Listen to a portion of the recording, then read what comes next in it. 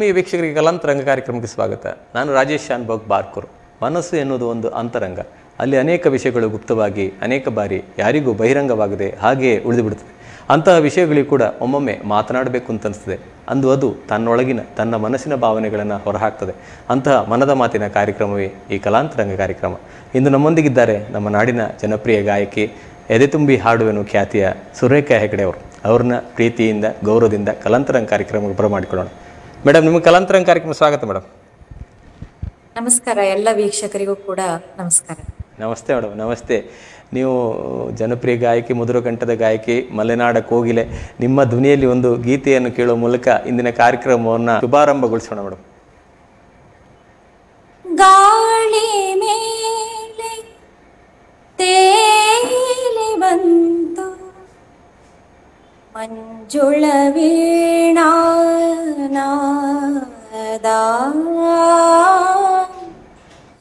ಅಲೆ ಅಲೆಯಲ್ಲೂ ತೇಲಿ ಬಂತು ರಾಯರ ಆಶೀರ್ವಾದ. ಗಾಳಿ ಮೇಲೆ ತೇಲಿ ಬಂತು ಮಂಜುಳ ವೀಣಾನಾದ, ಅಲೆ ಅಲೆಯಲ್ಲೂ ತೇಲಿ ಬಂತು ರಾಯರ ಆಶೀರ್ವಾದ.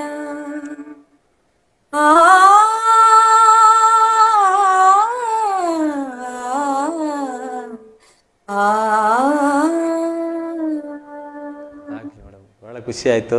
ಮಧುರ ಕಂಠದಿಂದ ಇಂದಿನ ಕಾರ್ಯಕ್ರಮವನ್ನು ಶುಭಾರಂಭಗೊಳಿಸಿದ್ದೇವೆ. ಹಾಗೆ ನಿಮ್ಮ ಕಲಾಪಯಣದ ಬಗ್ಗೆ ತಿಳಿಯುವಂಥ ಕುತೂಹಲ ನಮಗೆ ಮತ್ತು ನಮ್ಮ ವೀಕ್ಷಕರಿಗೆ. ನಿಮ್ಮ ಬಾಲ್ಯ ಜೀವನ, ತಂದೆ ತಾಯಿಯವರ ಬಗ್ಗೆ ಒಂದೆರಡು ಮಾತು. ಬಾಲ್ಯ ನಾನೆಲ್ಲ ಕಳೆದಿದ್ದು ಉತ್ತರ ಕನ್ನಡ ಜಿಲ್ಲೆಯ ಕುಮಟಾ ತಾಲೂಕಿನಲ್ಲಿ. ನನ್ನ ವಿದ್ಯಾಭ್ಯಾಸ ಸಂಪೂರ್ಣ ನಾನು ಅಲ್ಲೇ ಮಾಡಿದ್ದು. ನನ್ನ ಹೈಸ್ಕೂಲು, ಕಾಲೇಜಸ್ ಮತ್ತೆ ನಾನು diploma in computer science and engineering ಮಾಡಿದ್ದು. ಸೊ ಅದು ಕೂಡ ನಾನು ಕುಮಟಾದಲ್ಲೇ ಮಾಡಿರೋಂಥದ್ದು. ನನ್ನ ತಂದೆ ವಿಶ್ವನಾಥ್ ಭಟ್ ಅಂತ, ತಾಯಿ ಪಾರ್ವತಿ ಅಂತ. ಮೊದಲಿಂದನೂ ಸಂಗೀತದ ಮಹಾನ್ ಹುಚ್ಚಿತ್ತು. ಆದ್ರೆ ಅದಕ್ಕೆ ಏನ್ ಹೇಳ್ತಾರೆ, ವೇದಿಕೆ ಅಥವಾ ಸಪೋರ್ಟ್ ಇರ್ಲಿಲ್ಲ. ನನ್ನ ತಂದೆ ಅದ್ಭುತವಾಗಿ ಹಾಡ್ತಾ ಇದ್ರು, ಸಾಕಷ್ಟು ಇನ್ಸ್ಟ್ರೂಮೆಂಟ್ ಎಲ್ಲ ಬರ್ತಾ ಇದ್ರು ಕೂಡ ಅವರಿಗೆ ಮಕ್ಕಳು ಹೊರಗಡೆ ಹೋಗಿ ಹಾಡೋದು ಅಥವಾ ಸಂಗೀತವನ್ನ ಕಲಿಯೋದು ಇಷ್ಟ ಇರ್ಲಿಲ್ಲ. ಈಗ ಸ್ಕೂಲ್ ಡೇಸ್ ಅಲ್ಲಿ ಎಲ್ಲೋ ಬೇಕು ಅಂತ ಹೇಳಿದ್ರೆ ಒಂದಷ್ಟು ರಾಗ ಸಂಯೋಜನೆಯನ್ನ ಮಾಡ್ಕೊಡ್ತಾ ಇದ್ರು. ಅವಾಗ ಅವರು ಕೂತು ಫ್ಲೂಟ್ ನುಡಿಸ್ತಾ ಇದ್ರು, ಹಾರ್ಮೋನಿಯಂ ನುಡಿಸ್ತಾ ಇದ್ರು, ಹಾಡನ್ನಂತೂ ಅದ್ಭುತವಾಗಿ ಹಾಡ್ತಾ ಇದ್ರು. ಎಲ್ಲವೂ ಈ ವಾತಾವರಣ ಇದ್ರೂ ಕೂಡ ಅಲ್ಲಿ ನಮ್ಗೆ ಬೆಳೆಯೋದಕ್ಕೆ ಯಾವುದೂ ಅವಕಾಶ ಇರ್ಲಿಲ್ಲ. ಈವನ್ ಒಂದು ಸಂಗೀತ ಕ್ಲಾಸಿಗೆ ಹೋಗ್ತೀನಿ ಅಂತ ಹೇಳಿದ್ರು ಕೂಡ ಅದಕ್ಕೂ ಕೂಡ ನಮ್ಗೆ ಕಳಿಸ್ತಾ ಇರ್ಲಿಲ್ಲ. ಒಂದು ಸ್ಕೂಲ್ ಡೇಸ್ ಅಲ್ಲಿ ನಾವು ಕಾಂಪಿಟೇಷನ್ಗೆ ಹೋಗಿ ಬರ್ತೀವಿ, ಹಾಡ್ತೀವಿ ಅಂತಂದ್ರೂ ಅದಕ್ಕೂ ಮನೆಗೆ ಬಂದು ಒಂದು ಕೊಡ್ತಾ ಇದ್ದಿದ್ದೆ ಅಷ್ಟೇ. ಹಾಗಾಗಿ ನೀವು ಎಷ್ಟು ಜನ ಮಕ್ಕಳು ಮೇಡಮ್? ನೀವು? ನಾವು ಟೋಟಲ್ ಆಗಿ 4 ಜನ. 4 ಜನ ಅಣ್ಣ ಅಕ್ಕ ತಂಗಿಯರು? ನಾವು 3 ಜನ ಅಕ್ಕ ತಂಗಿಯರು, ಒಂದು ಅಣ್ಣ. ಅಣ್ಣ ಇದ್ದಾರೆ. ಯಾರಿಗೂ ಬಿಡ್ತಿರ್ಲಿಲ್ಲ ಅವರು ಸಂಗೀತ? ಬಿಡ್ತಿರ್ಲಿಲ್ಲ, ಯಾರಿಗೂ ಇರ್ಲಿಲ್ಲ ಅವಕಾಶ. ಆದ್ರೆ ಒಂದೇನಂದ್ರೆ ನನ್ನ ತಾಯಿ ಏನಿದ್ದಾರೆ ಇವರು ಚೆನ್ನಾಗಿ ಹಾಡ್ತಾ ಇದ್ರು, ಅಷ್ಟೇ ಸಂಗೀತದ ಪ್ರೇಮಿ. ಆಮೇಲೆ ತನ್ನ ಮಕ್ಕಳು ಏನಾದ್ರು ಒಂದ್ ಸಾಧನೆ ಮಾಡ್ಬೇಕು ಅನ್ನೋದ ಹುಚ್ಚ ಅವರಲ್ಲಿತ್ತು.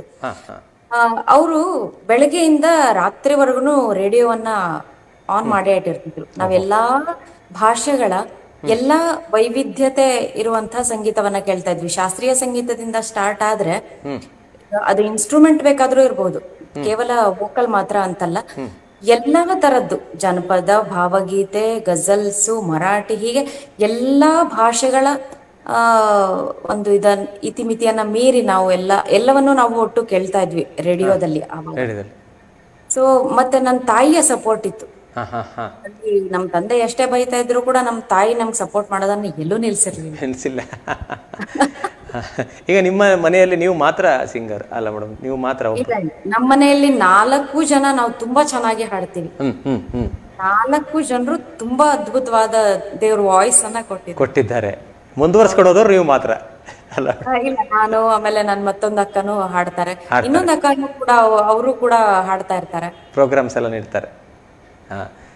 ಅಂದ್ರೆ ನಿಮ್ಗೆ ಆಸಕ್ತಿ ಬಂದಿದೆ ನಿಮ್ಮ ತಂದೆಯವರಿಂದ, ನಿಮ್ಮ ತಂದೆಯವರಿಗೆ ಸಂಗೀತ ಆಸಕ್ತಿ ಇತ್ತು? ತಂದೆ ಅಫ್ಕೋರ್ಸ್ ನನ್ನ ತಂದೆನೂ ಕೂಡ ಎಷ್ಟು ಒಳ್ಳೆ ಸಿಂಗರು, ನಮ್ಮ ಅಮ್ಮನೂ ಚಂದನೆ ಹಾಡ್ತಾ ಇದ್ರು. ಅಮ್ಮ ತಂದೆ ತಾಯಿಯಿಂದ ನಿಮ್ಗೆ ಆಸಕ್ತಿ ಬಂತು, ಮತ್ತೆ ತಂದೆ ತಾಯಿಯವರು ರೇಡಿಯೋ ಆನ್ ಮಾಡಿ ಇಟ್ಟದ್ದು ನಿಮಗೆ ಬಹಳ ಉಪಕಾರ ಆಯ್ತು, ಮತ್ತೆ ನಿಮಗೆ ಅದು ಆಸಕ್ತಿ ಜಾಸ್ತಿ ಆಗ್ಲಿಕ್ಕೆ ಕಾರಣ ಆಯ್ತು. ಕಲಿಯೋದಕ್ಕೆ ಅದೊಂದು ವೇದಿಕೆ ಅವಾಗ ಇದ್ದಿದ್ದು, ಬೇರೆ ಇನ್ಯಾವುದು ಮಾಧ್ಯಮಗಳಿರ್ಲಿಲ್ಲ.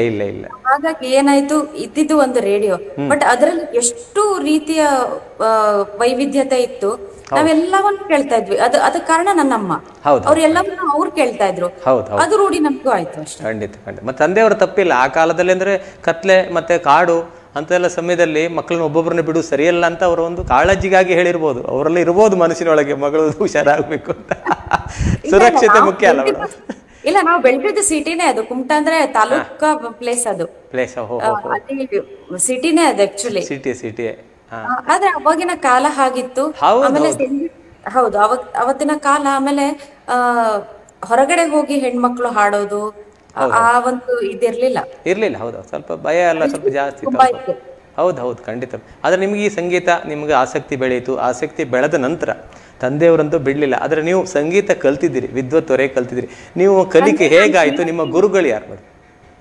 PUC ಸೆಕೆಂಡ್ ಇಯರ್ ನಾನು ಬಂದವಾಗ ನಮ್ಮ ಕುಮಟಾದಲ್ಲೇ ಷಡಾಕ್ಷರಿ ಗವಾಯಿಗಳು ಅಂತ, ಪಂಡಿತ ಷಡಾಕ್ಷರಿ ಗವಾಯಿಗಳು, ಅವರು ಪುಟ್ಟರಾಜ ಗವಾಯಿಗಳ ಶಿಷ್ಯರಾಗಿದ್ದಂಥವ್ರು.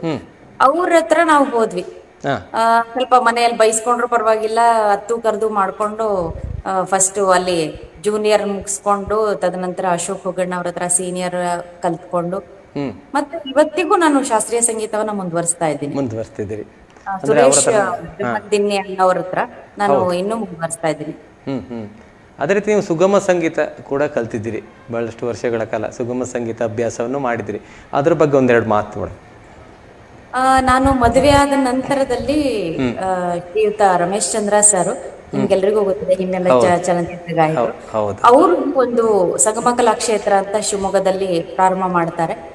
ಅಲ್ಲಿ ಒಂದು 2 ವರ್ಷಗಳ ಕಾಲ ನಾನು ಸುಗಮ ಸಂಗೀತವನ್ನ ಅವ್ರ ಹತ್ರ ಅಭ್ಯಾಸ ಮಾಡಿದ್ರಿ. ತದನಂತರ ಈಗ ನರಸಿಂಹನಾಯ್ಕ ಸರ್ ಜೊತೆ ನಾನು ಪುತ್ತೂರು ನರಸಿಂಹನಾಯ್ಕ ಸರ್ ಹತ್ರ ಒಂದಷ್ಟು ಕಾಲ ಅಭ್ಯಾಸ ಮಾಡಿ, ಇವತ್ತಿಗೂ ಕೂಡ ಅವರು ಏನೇ ಇರ್ಲಿ, ಏನೇ ಒಂದು ವಿಚಾರ ಇರ್ಲಿ, ನಾನು ಅವ್ರ ಹತ್ರನೇ ಹಂಚ್ಕೊಳ್ಳುವಂಥದ್ದು, ಅವ್ರ ಹತ್ರನೇ ಕ್ಲಾರಿಫೈ ಮಾಡುವಂಥದ್ದು.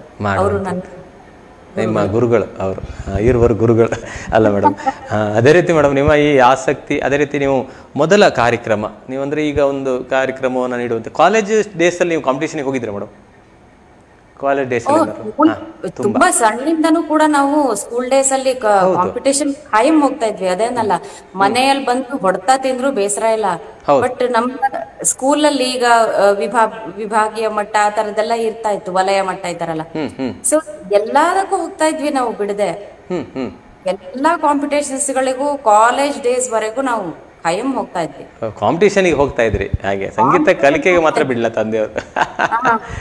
ಹೌದು, ಆಗ್ಲಿ ಮೇಡಮ್. ಬಹಳಷ್ಟು ಪ್ರಶಸ್ತಿಗಳು ತಮಗೆ ಬಂದಿದೆ. ಅದೇ ರೀತಿ ಮೇಡಮ್, ಮೊದಲ ಕಾರ್ಯಕ್ರಮ ನೀವು ಅಂದ್ರೆ ಮೊದಲು ಕಾರ್ಯಕ್ರಮ ನೀಡಿದಂದ್ರೆ ಮೊದಲು ನೀವು ಸ್ಪರ್ಧೆಗೆ ಹೋಗಿದ್ದಿರ್ಬೇಕು ಮೋಸ್ಟ್ಲಿ. ಎದೆ ತುಂಬಿ ಹಾಡುವೆನು ಸ್ಪರ್ಧೆಗೆ ನೀವು ಹೋಗ್ತೀರಿ, ಅದು ಒಂದು ನಿಮ್ಮ ಮೊದಲ ಅಲ್ಲ ಮೇಡಮ್, ಮೊದಲ ಒಂದು ದೊಡ್ಡ ವೇದಿಕೆ ಅಲ್ಲ ಮೇಡಮ್ ನಿಜವಾಗಿ ನಿಮ್ಮ ಜೀವನದ ಆಡಿಷನ್, ಮತ್ತೆ ಆಡಿಷನ್ ನಂತರ ಆಯ್ಕೆಯಾದ ಬಗ್ಗೆ, ಇದ್ರ ಬಗ್ಗೆ ಒಂದೆರಡು ಮಾತು ಮೇಡಮ್. ಆವಾಗ ಈ ಒಂದು ಕ್ಯಾಸೆಟ್ ಮೂಲಕ 1-2 ಹಾಡನ್ನ ನಾವು ಕಳಿಸ್ಬೇಕಿತ್ತು, ಹಾಡಿ. ಆ ಹಾಡನ್ನ ಹಾಡಿ ಕಳಿಸಿದ ನಂತರ ಅಲ್ಲಿ ಸೆಲೆಕ್ಟ್ ಆದ್ರೆ, ಆಡಿಯೋ ಸೆಲೆಕ್ಟ್ ಆದ್ರೆ, ಅದ್ರ ನಂತರ ಮತ್ತೆ ಒಂದು ಕಾಂಪಿಟೇಷನ್ ಅನ್ನ ಅವರು ಬೆಂಗಳೂರಲ್ಲಿ ನಡೆಸ್ತಾ ಇದ್ರು. ಸೊ ನಾನು ಒಂದು ಕ್ಯಾಸೆಟ್ ಅನ್ನ ಕಳಿಸಿದ್ದೆ. ಬಟ್ ಅವಾಗ ಸಿಕ್ಕಾಪಟ್ಟೆ ಜನ ಕಳ್ಸೋರು. ಹಾಗಾಗಿ ಏನಾಯ್ತು, ಸುಮಾರು ಒಂದು 8-9 ತಿಂಗಳದ ನಂತರ ನನಗೆ ಅದು ಆನ್ಸರ್ ಬಂದಿರುವಂತದ್ದು. ಅಲ್ಲಿವರೆಗೂ ನಾನು ಹೇಗಾದ್ರೂ ಬಂದೇ ಬರುತ್ತೆ ನಂಗೆ ಅನ್ನೋ ಕಾರಣಕ್ಕಾಗಿ ನಾನು ನನ್ನ ಪ್ರಾಕ್ಟೀಸ್ ಅನ್ನ ಮಾತ್ರ ಬಿಟ್ಟಿರ್ಲಿಲ್ಲ. ಅದಕ್ಕೆ ಏನ್ ತಯಾರಿ ಬೇಕು ಅದನ್ನೆಲ್ಲ ನಾನು ಮಾಡ್ಕೊಳ್ತಾ ಬರ್ತಾ ಇದ್ದೆ. ಕ್ಯಾಸೆಟ್ ಕೇಳಿ ಓಕೆ ಆದ ನಂತರದಲ್ಲಿ ಮತ್ತೆ ನನ್ಗೆ ಆಡಿಷನ್ಗೆ ಮತ್ತೆ ಕರೆದ್ರು ಬೆಂಗಳೂರಲ್ಲಿ. ಅಲ್ಲಿ ಕೂಡ ಸೆಲೆಕ್ಟ್ ಆಗ್ಬೇಕು, ಅದು ಸೆಲೆಕ್ಟ್ ಆಯ್ತು. ತದನಂತರ ಪರದೆ ಮೇಲೆ ಏನ್ ನಾವು ಕಾಣ್ತೀವಿ. ಮೊದಲ ಬಾರಿಗೆ SP ಬಾಲು ಸರ್ ಅವರು ಭೇಟಿ ಆದಾಗ ಹೇಗೆ ಅನಿಸಿತ್ತು ಮೇಡಮ್? ಸರ್ ನಿಜವಾಗ್ಲೂ ನನ್ ಕನ್ಸೆ ಅದು. ಎದೆ ತುಂಬಿ ಹಾಡಿದ್ದೇನೋ ಅದು ಸೆಕೆಂಡರಿ. ಹೌದು ಹೌದು. ಯಾಕಂದ್ರೆ ನಿಮ್ಗೆ SP ಸರ್ನ ನೋಡ್ಬೇಕು ಅನ್ನೋದು ಮಹಾನ್ ಹಂಬಲ ಇತ್ತು. ಹೌದು ಖಂಡಿತ. ಅದೊಂದೇ ಅವಕಾಶ ನಮ್ಗೆ ಅವರನ್ನ ಭೇಟಿ ಆಗ್ಬೇಕು ಅನ್ನೋದು. ಹಾಗಾಗಿ ಅವರನ್ನ ಕಾಣೋ ಅವಕಾಶಕ್ಕಾಗಿ ಇದೊಂದು ಒಂದು ದಾರಿ ಅಷ್ಟೇನೆ. ದಾರಿ ಆಯ್ತು. ಅದೇ ರೀತಿ ಅದ್ರಲ್ಲಿ ನೀವು ಬಹಳಷ್ಟು ಹೆಸರು ಮಾಡಿದ್ರಿ, ಮತ್ತೆ ವಿನ್ನರ್ ಆದ್ರಿ. ಅದೊಂದು ಆ ಪಯಣ ಬಹಳ ರೋಚಕವಾದಂಥ ಪಯಣ. ಮತ್ತೆ ಬಹಳಷ್ಟು ಕಾಂಪಿಟೇಷನ್ ಇತ್ತು ಆ ಸಮಯದಲ್ಲಿ ನಿಮ್ಗೆ ಯಾರೆಲ್ಲ ನಿಮ್ಮ ಜೊತೆ ಫೈನಲ್ ಅಲ್ಲಿ ಯಾರೆಲ್ಲ ಇದ್ರು ಮೇಡಮ್, ನೆನಪಿದ್ಯಾ? ಫೈನಲ್ ಅಲ್ಲಿ ನನ್ಗೆ ಆಕ್ಚುಲಿ ಕಾಂಪಿಟೇಟರ್ ಆದವ್ರು ನನ್ನ ಸಿಸ್ಟರೇನೆ, ನನ್ನ ಅಕ್ಕ. ನನ್ನ ಎದುರಾಳಿ ನನ್ನ ಅಕ್ಕನೇ ಆಗಿತ್ತು. ಇನ್ನು ಇಬ್ರಿದ್ರು, ಯಶವಂತ್ ಮತ್ತೆ ಇನ್ನೊಬ್ರು ಮಂಜುನಾಥ್ ಅಂತ ಒಬ್ರಿದ್ರು. ನಾವು 4 ಜನ ಫೈನಲ್ ಬಂದಿದ್ರಿ. ಫೈನಲ್ ನೀವು ವಿಜೇತರಾದ್ರಿ. ಹೌದು ಮೇಡಮ್, ಒಂದು ಮಧುರಗಳಿಗೆ ಅದೇ ರೀತಿ ಬಹಳಷ್ಟು ಗಂಟೆಗಳ ಕಾಲ ನೀವು SP ಬಾಲು ಸರ್ ಜೊತೆ ಬೆರೆಯುವಂಥ ಒಂದು ಅವಕಾಶ ಅದು. ನಿಜವಾಗಿ ನಿಮಗೊಂದು ದೊಡ್ಡ ಯೂನಿವರ್ಸಿಟಿ ಜೊತೆ ನೀವು ಇದ್ದಾಗಾಯ್ತು, ಸಂಗೀತ ಯೂನಿವರ್ಸಿಟಿ. ಮತ್ತೆ ಅವರ ನಯ ವಿನಯತೆ ಅದೆಲ್ಲ ನಮ್ಗೆಲ್ಲರಿಗೂ ಮಾದರಿ ಮೇಡಮ್. ನಿಜವಾಗಿ ತುಂಬಿದ ಕೊಡ ತುಳುಕುದಿಲ್ಲ ಅಂತ. ಹೌದು, ಅವರನ್ನು ನೋಡಿಯೇ ಹೇಳಿರ್ತಾರೆ ನಿಜವಾಗಿ, ತುಂಬಿದ ಕೊಡ ತುಳುಕುದಿಲ್ಲ ಅಂತ. ಒಂದು ಎಷ್ಟೇ ಅಲ್ಲ ಮೇಡಮ್, ಎಲ್ಲರೊಟ್ಟಿಗೆ ಬೆರೆತು ಬಾಳುವಂಥ ಒಂದು ವ್ಯಕ್ತಿ, ಮಹಾನ್ ಗಾಯಕರು ನಮ್ಮನ್ನು ಅಗಲಿದ್ದಾರೆ. ಅದೇ ಒಂದು ನಮಗೆ ದುಃಖದ ವಿಷಯ ಅಷ್ಟೇ. ಅವರ ಕಂಠ ಇನ್ನೂ ಬಹಳಷ್ಟು ಹಾಡುಗಳು ನಾವು ಕೇಳಬೇಕಿತ್ತು ಅವರಿಂದ, ಅಲ್ಲ ಮೇಡಮ್? ಅಲ್ಲ ಸರ್, ಅವರಿಂದ ಎಷ್ಟು ಕಲ್ತ್ರು ಸಾಲದು, ಅವರ ಧ್ವನಿಯನ್ನ ಎಷ್ಟು ಕೇಳಿದ್ರು ಸಾಲದು. ಹೌದು ಹೌದು.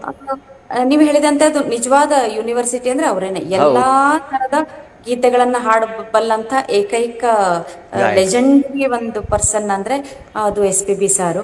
ಹೌದು. ಆಮೇಲೆ ಅವರಿಂದ ನೋಡಿ ಕಲಿಯುವಂತದ್ದು ಅದು ಇಂಚಿಂಚಿಗೂ ಇದೆ ಹೇಳ್ತೀನಿ ನಾನು. ಯಾಕಂದ್ರೆ ಅಷ್ಟು ವಿನಯತೆ, ಅಷ್ಟು ವಿಧೇಯತೆ.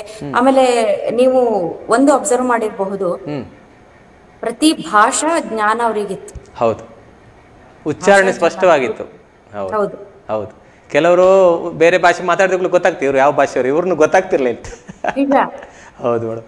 ಮೇಡಮ್, ಯಾರೋ ಒಬ್ಬರು ನಿಮಗೆ ಕರೆ ಮಾಡಿದ್ದಾರೆ. ಯಾರು? ನಿಮ್ಮ ಆತ್ಮೀಯವ್ರಿಗೆ, ಬೇರೆ ಯಾರೋ ಅಲ್ಲ, ನಿಮ್ಮ ಆತ್ಮೀಯರು ಒಬ್ಬರು ಕರೆ ಮಾಡಿದ್ದಾರೆ. ಅವ್ರು ಯಾರು ಅಂತ ನೋಡೋಣ. ಅವ್ರು ಹೇಳುದಿಲ್ಲ, ನೀವು ಹೇಳಬೇಕು ಯಾರು, ನೋಡೋಣ ಅಲ್ವಾ? ನಮಸ್ತೆ ಸರ್. ನಮಸ್ಕಾರ. ನಮಸ್ತೆ. ನಿಮಗೆ ಕಲಾಂತರಂಗ ಕಾರ್ಯಕ್ರಮಕ್ಕೆ ಸ್ವಾಗತ ಸರ್. ಧನ್ಯವಾದಗಳು. ನಿಮ್ಮ ಆತ್ಮೀಯರಿದ್ದಾರೆ ಸರ್, ಸುರೇಖಾ ಹೆಗಡೆ ಮೇಡಮ್ ಅವರಿದ್ದಾರೆ. ಅವರೊಂದಿಗೆ ಮಾತನಾಡಿ, ನೀವು ಯಾರು ಅಂತ ಹೇಳ್ತಾರೆ ನೋಡೋಣ. ಸತೀಶ್ ಅಣ್ಣ ನಮಸ್ತೆ. ನಾನು ಸತೀಶ್ ಅಣ್ಣ ಅಲ್ಲ. ಸತೀಶ್ ಅಣ್ಣ ಅಲ್ಲ ಅಲ್ವಾ ಸರ? ಅಲ್ಲ ಅಲ್ಲ. ಬೇರೆ ಯಾರು ಮೇಡಮ್? ದಾಸಣ್ಣ ಇರ್ಬೋದು. ದಾಸಣ್ಣ ಅಲ್ಲ. ಯಾರು ಸರ? ನಾವು ಅವರು ಸುರೇಖ ಅವರು ಮೊನ್ನೆ ಇಲ್ಲಿ ಉಡುಪಿಗೆ ಬಂದಿದ್ರಲ್ಲ, ಅವರ ಕಾರ್ಯಕ್ರಮ ನೋಡ್ಲಿಕ್ಕೆ ನಾವು ಅಲ್ಲಿ ಇದ್ದೆವು. ಅವ್ರು ನೋಡ್ಲಿಕ್ಕೆ ಬಂದಿರತ್ತೆ ಮಟ್ಟಿಗೆ. ಅವರಲ್ಲಿ ನುಡ್ಸ್ಕೊಂಡು ನೋಡ್ತಾ ಇದ್ರು ನಿಮ್ಮನ್ನೆಲ್ಲ ಸರ್. ಸತೀಶ್ ಅಣ್ಣ ಅವರೇ ನಮಸ್ಕಾರ ರೀ, ಹೇಗಿದ್ದೀರಿ ಸರ್? ನಮಸ್ತೆ ಸತೀಶ್ ಅಣ್ಣ, ಹೇಗಿದ್ದೀರಿ? ನಮಸ್ಕಾರ, ಆರಾಮಿದ್ದಾರೆ. ನೀವು ಅಷ್ಟರಕ್ಕ ಉಡುಪಿಗೆ ಬಂದ್ರೆ ಹೇಗೆ ಬಂದ್ರೆ ನೋಡುದು ನಾನು ಮತ್ತಿನ್ನ. ಉಡುಪಿ ಕರ್ಕೊಂಡ್ ಬಂದಿವಿ ಸರ್. ಒಳ್ಳೇದು ಒಳ್ಳೇದು ಒಳ್ಳೇದು. ಅವರಂತ ಅಂತ ಕಲಾವಿದರನ್ನ ಕರಿಬೇಕು. ಹೌದೌದು. ಶಿವಮೊಗ್ಗದವರನ್ನ ನೀವು ಉಡುಪಿ ಚಾನೆಲ್ ಅವ್ರು ಮಾಡಿದಕ್ಕೆ ನಿಮ್ಗೊಂದು ಧನ್ಯವಾದ. ಆಗ್ಲಿ ಸರ್, ಆಗ್ಲಿ. ಮತ್ತೆ ಹೇಳಿ ಸರ್, ಸುರೇಖಾ ಮೇಡಮ್ ಅವ್ರ ಬಗ್ಗೆ ಒಂದೆರಡು ಮಾತು. ಸುರೇಖಾ ಅವರು ಒಬ್ಬ ಒಳ್ಳೆ ಸಿರಿಕಂಠದ ಕಲಾವಿದೆ. ಎಲ್ಲರೊಂದಿಗೆ ಬೆರೀತಾರೆ. ಅವ್ರಿಗೆ ಅಹಂ ಇಲ್ಲ. ನೀವು ಪೇಮೆಂಟ್ ಅಷ್ಟು ಕೊಡಿ ಇಷ್ಟು ಕೊಡಿ ಡಿಮಾಂಡ್ ಇಲ್ಲ ಅಂತವ್ರು ಬೇಕು ಆರ್ಟಿಸ್ಟ್. ಅದೇ ಒಂದು ಕಲಾವಿದನಲ್ಲಿರುವ ಒಳ್ಳೆ ಗುಣಗಳು. ಹಾಗಿದ್ರೆ ಮಾತ್ರ ತುಂಬಾ ವರ್ಷ ಕಲಾವಿದರಾಗಿ ಇರ್ತಾರೆ ಅವರು. ಹೌದು ಹೌದು, ಖಂಡಿತ ಖಂಡಿತ ಸರ್. ಮತ್ತೆ ಭಕ್ತಿಗೀತೆ, ಭಾವಗೀತೆ, ಜಾನಪದ ಗೀತೆ ಇರ್ಲಿ, ಹಳೆಯ ಮಧುರ ಚಿತ್ರಗೀತೆಗಳನ್ನು ಒಳ್ಳೆ ಆಡ್ತಾರೆ. ಎಲ್ಲ ಆಡ್ತಾರೆ. ಹೌದು ಹೌದು. ಮತ್ತೆ ಎಲ್ಲರೊಟ್ಟಿಗೆ ಒಂದು ಒಳ್ಳೆ ಬಾಂಧವ್ಯದಿಂದ ಇರ್ತಾರೆ. ಹೌದು ಹೌದು. ಕಲಾವಿದ ಆದ ನಂತರ ಎಲ್ಲರೊಟ್ಟಿಗೆ ಒಂದು ಏನಾದ್ರು ಪ್ರಾಬ್ಲಮ್ ಆದ್ರೆ ಕೂಡ ಅಡ್ಜಸ್ಟ್ ಮಾಡ್ಕೊಂಡು ಹೋಗ್ಕೊಂಡು ಅದಿದ್ರೆ ಮಾತ್ರ ಒಬ್ರು ಕಲಾವಿದರಾಗ್ತಾರೆ. ಹೌದು ಹೌದು. ನೀವು ಜೊತೆಯಾಗಿ ಬಹಳಷ್ಟು ಕಾರ್ಯಕ್ರಮ ಮಾಡಿದ್ರಿ ಅಲ್ಲ ಸರ್? ಜೊತೆಯಾಗಿ ಬಹಳಷ್ಟು ಕಾರ್ಯಕ್ರಮ ಮಾಡಿದ್ರಿ. ಏನ್ ಸರ್? ಜೊತೆಯಾಗಿ ಕಾರ್ಯಕ್ರಮ ಬಹಳಷ್ಟು ಮಾಡಿದ್ರೆ ಸರ್, ಮಾಡಿದ್ರಲ್ಲ ಸರ್? ಹೌದೌದು. ಸುರೇಖ ನಮ್ಮೊಟ್ಟಿಗೆ ತುಂಬಾ ವರ್ಷದಿಂದ ಬರ್ತಾ ಇದ್ದಾರೆ. ಹೌದು. ಮತ್ತೆ ಅವರನ್ನ ಅಷ್ಟು ದೂರದಿಂದ ಕರೆಸಲಿಕ್ಕೆ ನಮಗೆ ಸ್ವಲ್ಪ ಕಷ್ಟ, ಯಾಕಂದ್ರೆ ದೂರದಿಂದ ಬರ್ಬೇಕಲ್ಲ. ಹೌದು ಹೌದು ಹೌದು. ಅವರಲ್ಲೇ ಶಿವಮೊಗ್ಗದಲ್ಲಿ ಬಿಸಿ ಇರ್ತಾರೆ. ಏನು ಸುರೇಖ ಅವ್ರು ಮಾತಾಡ್ತಿಲ್ಲ ಏನ್ರಿ? ದೂರದ ಕರ್ಸ್ಬೇಕಲ್ಲ. ಮತ್ತೊಂದು ಸರ್, ಇವರು 15 ನಿಮಿಷದಲ್ಲಿ ಅಡಿಗೆ ಮಾಡ್ತಾರೆ, ನಿಮ್ಗೆ ಗೊತ್ತುಂಟಾ? 15 ನಿಮಿಷದಲ್ಲಿ ಅಡಿಗೆ ಮಾಡ್ತಾರೆ ಅವರು. ಅವ್ರು ಬಹಳ ದೊಡ್ಡ ಪಾಕ ತಜ್ಞೆ. ಹೌದೌದೌದು, ಅವ್ರದ್ದೊಂದು ಚಾನಲ್ ಬೇರೆ ಇದೆ, ಪಾಕಶಾಲೆ ಚಾನಲ್ ಇದೆ. ನಾನು ಅವ್ರ ಮನೆಗೆ ಹೋಗಿದ್ದೊಮ್ಮೆ, ಕೇವಲ 15 ನಿಮಿಷದಲ್ಲಿ ನನಗೆ ಅಡಿಗೆ ಮಾಡಿಕೊಟ್ಟು 15 ನಿಮಿಷದಲ್ಲಿ ಬಡಿಸಿದ್ದಾರೆ. 15 ಮಿನಿಟ್ಸ್ ಅಂದ್ರೆ ಅವರು ಹೇಳಿದ 15 ಮಿನಿಟ್ಸ್ ಅಲ್ಲಿ ನನಗೆ ಅಡಿಗೆ ಬೆಳೆಸ್ಕೊಟ್ಟಿದ್ದಾರೆ. ಹೌದು. ಮತ್ತೊಂದು ವಿಶೇಷ ಅಂದ್ರೆ ಸೂರ್ಯಕಾಂತ್, ನಾನು ಆಗಾಗ ಫೋನ್ ಮಾಡ್ತಾ ಇರ್ತಾನೆ, ಕಡಿಮೆ ಪಕ್ಷ ಒಂದು ಅರ್ಧ ಗಂಟೆ ಆದ್ರೂ ಮಾತಾಡ್ತಾರೆ. ಅಷ್ಟರಂಗ ನಿಲ್ಲಿಸಿಲ್ಲ ಅವ್ರು, ಏನಾದ್ರು ಮಾತಾಡ್ತಾರೆ. ಏನ್ರಿ ಮತ್ತೆ ವಿಶೇಷ ಸುರೇಖ ಅವ್ರು ಹೇಳಿ. ನನ್ಗೆ ಸತೀಶ್ ಅಣ್ಣ ಅವ್ರ ಬಗ್ಗೆ ಹೇಳಲಿಕ್ಕೆ ಏನಂದ್ರೆ, ಮೊದಲನೇದಾಗಿ ಒಂದು ಮನೆಯ ವ್ಯಕ್ತಿ ಅಂತಾನೆ ಹೇಳ್ಬಹುದು, ಅಷ್ಟು ಪ್ರೀತಿ ಅಣ್ಣ. ಅದ್ರ ಜೊತೆಗೆ ಯಾವತ್ತೂ ನನ್ ಜೊತೆ ನಿಲ್ಲುವಂತ ಒಂದು ವ್ಯಕ್ತಿ ಅಂತಿದ್ರೆ ಅದು ಸತೀಶ್ ಅಣ್ಣ. ಆಮೇಲೆ ಇನ್ನೂ ಒಂದು ವಿಶೇಷತೆ ಏನಂದ್ರೆ, ನಾನು ಈ ಫೀಲ್ಡ್ಗೆ ಬಂದು ಸ್ವಲ್ಪ ದಿವಸದಲ್ಲೇನೆ ನನ್ಗೆ ಬಾಂಬೆಗೆಲ್ಲ ಕರ್ಕೊಂಡು ಹೋಗೋದಕ್ಕೆ ಪ್ರಾರಂಭ ಮಾಡಿದ್ದೆ ಸತೀಶ್ ಅಣ್ಣ. ಸಾಕಷ್ಟು ಬಾಂಬೆಗಳಲ್ಲಿ ನಾನು ಏನ್ ಕಾರ್ಯಕ್ರಮ ಇವತ್ತಿನವರೆಗೆ ಮಾಡಿದೀನಿ ಅದೆಲ್ಲದಕ್ಕೂ ಕಾರಣಕರ್ತರು ಸತೀಶ್ ಅಣ್ಣ ಅವರೇ. ಇವತ್ತಿಗೂ ಆ ನಂಟು ಬಿಟ್ಟಿಲ್ಲ. ಮತ್ತೊಂದು ಪ್ರೋಗ್ರಾಮ್ ಇವರು ಹೋದಾಗ ಬೇರೆ ಜನ ಎಲ್ಲ ಅರೇಂಜ್ಮೆಂಟ್ ಎಲ್ಲ ಮಾಡಿದ್ವಿ, ಇವರಿಗೆ ನಿಲ್ಲಿಕ್ಕೆ ಏನು ವ್ಯವಸ್ಥೆ ಅಂತ. ನಂದು ಪ್ರೋಗ್ರಾಮ್ ಅಲ್ಲ ಅಂದ, ನಮ್ಮ ಅಲ್ಲಿ ಬಾಂಬೆಯಲ್ಲಿ ನಮ್ಮ ಫ್ರೆಂಡ್ಸ್ ಎಲ್ಲ ತುಂಬಾ ಇದ್ದಾರೆ, ಸ್ವಲ್ಪ ವ್ಯವಸ್ಥೆ ಮಾಡಿ ಅಂತ ಹೇಳಿದ್ರೆ ಏನಾದ್ರು ಮಾಡ್ತಾರೆ. ಹೌದೌದು, ಹಾಗೆ ತುಂಬಾ ಅಭಿನಂದನೆಗಳು. ಥ್ಯಾಂಕ್ ಯು, ನಿಮ್ಮ ಆಶೀರ್ವಾದ ಇರಲಿ ಹೀಗೆ. ನಮ್ಮ ಆಶೀರ್ವಾದ ಯಾವಾಗಲೂ ಇದೆ ನಿಮಗೆ, ಏನು ಹೆದರಬೇಡಿ. ಹೌದು ಸರ್, ನಿಮ್ಮಂತ ಕಲಾವಿದರು ಇನ್ನೂ ಬರಲಿ. ಶಿವಮೊಗ್ಗದಲ್ಲಿ ಒಳ್ಳೆ ಒಳ್ಳೆ ಕಲಾವಿದ್ದಾರೆ ಶಾನ್ಭೋಗ್ರೆ. ಸುರೇಖ ಅಲ್ಲದೆ ಸುರೇಖನ ಬ್ಯಾಕ್ ಗ್ರೌಂಡ್ ಆರ್ಟಿಸ್ಟ್ ಎಲ್ಲ ಒಳ್ಳೆ ಇದ್ದಾರೆ ಅಲ್ಲಿ ಶಿವಮೊಗ್ಗದಲ್ಲಿ, ಟ್ರೂಪ್ ಇದೆ. ಸೂಪರ್ ಇದ್ದಾರೆ. ಹೌದೌದು, ಬಹಳ ವರ್ಷ ಆಯ್ತಲ್ಲ ಸರ್ ಅವರು ಕ್ಷೇತ್ರದಲ್ಲ. ಹೌದೌದು, ಹಾಗೆ ಬಹಳ ಖುಷಿ ಆಯ್ತು ಸರ್ ನಿಮ್ಮೊಂದಿಗೆ ಮಾತಾಡಿ, ಬಹಳ ಖುಷಿ ಆಯ್ತು. ಅಂದ್ರೆ ನಿಮ್ಮ ಇಲ್ಲಿ ಚಾನೆಲ್ ಅಂತಕ್ಕೆ ಮಾತ್ರ ಈಗ ನಿಲ್ಲಿಸುದು, ಇಲ್ಲದ್ರೆ ನಾನು ಮತ್ತೆ ಸುರೇಖ ಒಂದು ಅರ್ಧ ಗಂಟೆ ಮಾತಾಡ್ತೇವೆ. ಒಮ್ಮೆ ಮಾತು ಪ್ರಾರಂಭಿಸಿದ್ರೆ ಕಡಿಮೆ ಪಕ್ಷ ಅರ್ಧ ಗಂಟೆ ಮಾತಾಡ್ತೇವೆ. ಆಯ್ತು ಸರ್, ಇನ್ನೊಮ್ಮೆ ನಿಮ್ಮನ್ನು ಕರೆಸಿ ಮಾತಾಡ್ಸೋ ಸರ್. ಧನ್ಯವಾದಗಳು ಸರ್, ಬಹಳ ಖುಷಿ ಆಯ್ತು ನಿಮ್ಮೊಂದಿಗೆ ಮಾತಾಡಿ. ಥ್ಯಾಂಕ್ ಯು ಸುರೇಖ, ಒಳ್ಳೇದಾಗ್ಲಿ, ದೇವರು ಒಳ್ಳೇದು ಮಾಡ್ಲಿ. Thank you sir. ಧನ್ಯವಾದಗಳು ಸರ್.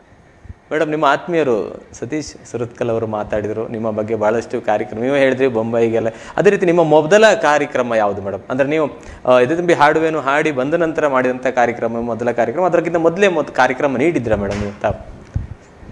ಅದಕ್ಕಿಂತ ಮೊದಲು ಅಂದ್ರೆ ನಾನು ಕಾರ್ಯಕ್ರಮಗಳಿಗೆ ತುಂಬಾ ಹೋಗ್ತಾ ಇರ್ಲಿಲ್ಲ. ರಮೇಶ್ ಚಂದ್ರ ಸರ್ ಜೊತೆಗೆ ನಾನು ಅವ್ರ ಸ್ಟೂಡೆಂಟ್ ಆಗಿರೋದ್ರಿಂದ ಅವರ ಕಲಾಕ್ಷೇತ್ರದಿಂದ ನಡೆಯುವಂತ ಒಂದು 2-3 ಕಾರ್ಯಕ್ರಮದಲ್ಲಿ ಭಾಗವಹಿಸಿದ್ದೆ. ಅದನ್ನ ಹೊರತುಪಡಿಸಿ ಭಾಗವಹಿಸಿರ್ಲಿಲ್ಲ. ತದನಂತರ ನನ್ನ ಎದೆ ತುಂಬಿ ಹಾಡಿದ ಫೈನಲ್ ವಿನ್ ಆದ ನಂತರದಲ್ಲಿ ನನ್ಗೆ ಸಹಜವಾಗಿ ಎಲ್ಲ ಕಡೆಗಳು ಕರೆ ಬರೋದಕ್ಕೆ ಪ್ರಚಾರ ಆಗ್ತದೆ.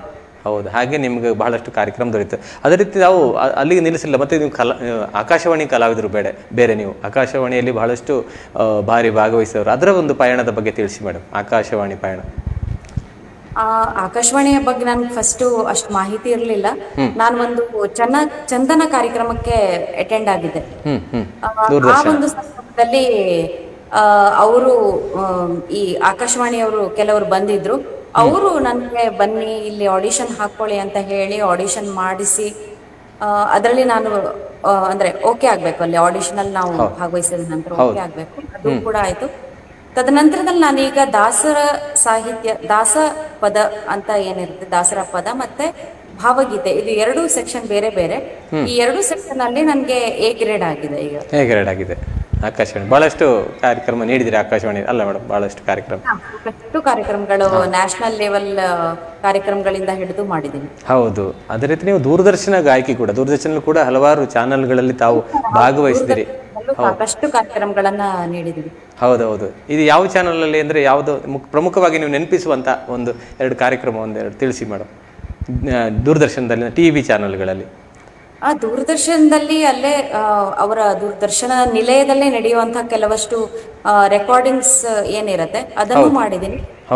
ತದನಂತರದಲ್ಲಿ ಅವರು ದೂರದರ್ಶನದವರು ಸಾಕಷ್ಟು ಬೇರೆ ಬೇರೆ ಕಾರ್ಯಕ್ರಮಗಳನ್ನು ಕೂಡ ನಿಯೋಜನೆ ಮಾಡ್ತಾ ಇದ್ರು.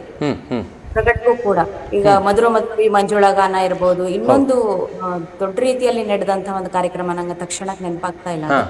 ಸೊ ಅವೆಲ್ಲ ಕಾರ್ಯಕ್ರಮಗಳಿಗೆ ನಾನು ಭಾಗವಹಿಸ್ತೀರಿ. ಮತ್ತು ಚಾನಲ್ಗಳು ಈ ನಮ್ಮ ಹಲವಾರು ಚಾನಲ್ಗಳಲ್ಲಿ ತಾವಿದ್ರಿ, ಎದೆ ತುಂಬಿ ಹಾಡುವೇನೋ ಅದಕ್ಕೆ ಮತ್ತೆ ಪುನಃ ನೀವು ಜೂರಿಯಾಗಿ ಕೂಡ ಹೋಗಿದ್ರಿ. ಆ ಅನುಭವ ಹೇಗಿತ್ತು ಮೇಡಮ್? ಅಂದರೆ ಅಲ್ಲಿ ನೀವು ಆವಾಗ ನಿಮಗೆ SP ಬಾಲು ಸರ್ ಇರಲಿಲ್ಲ, ಹೊಸ ಒಂದು ಪರಿಸರ ಅಲ್ಲ ಮೇಡಮ್?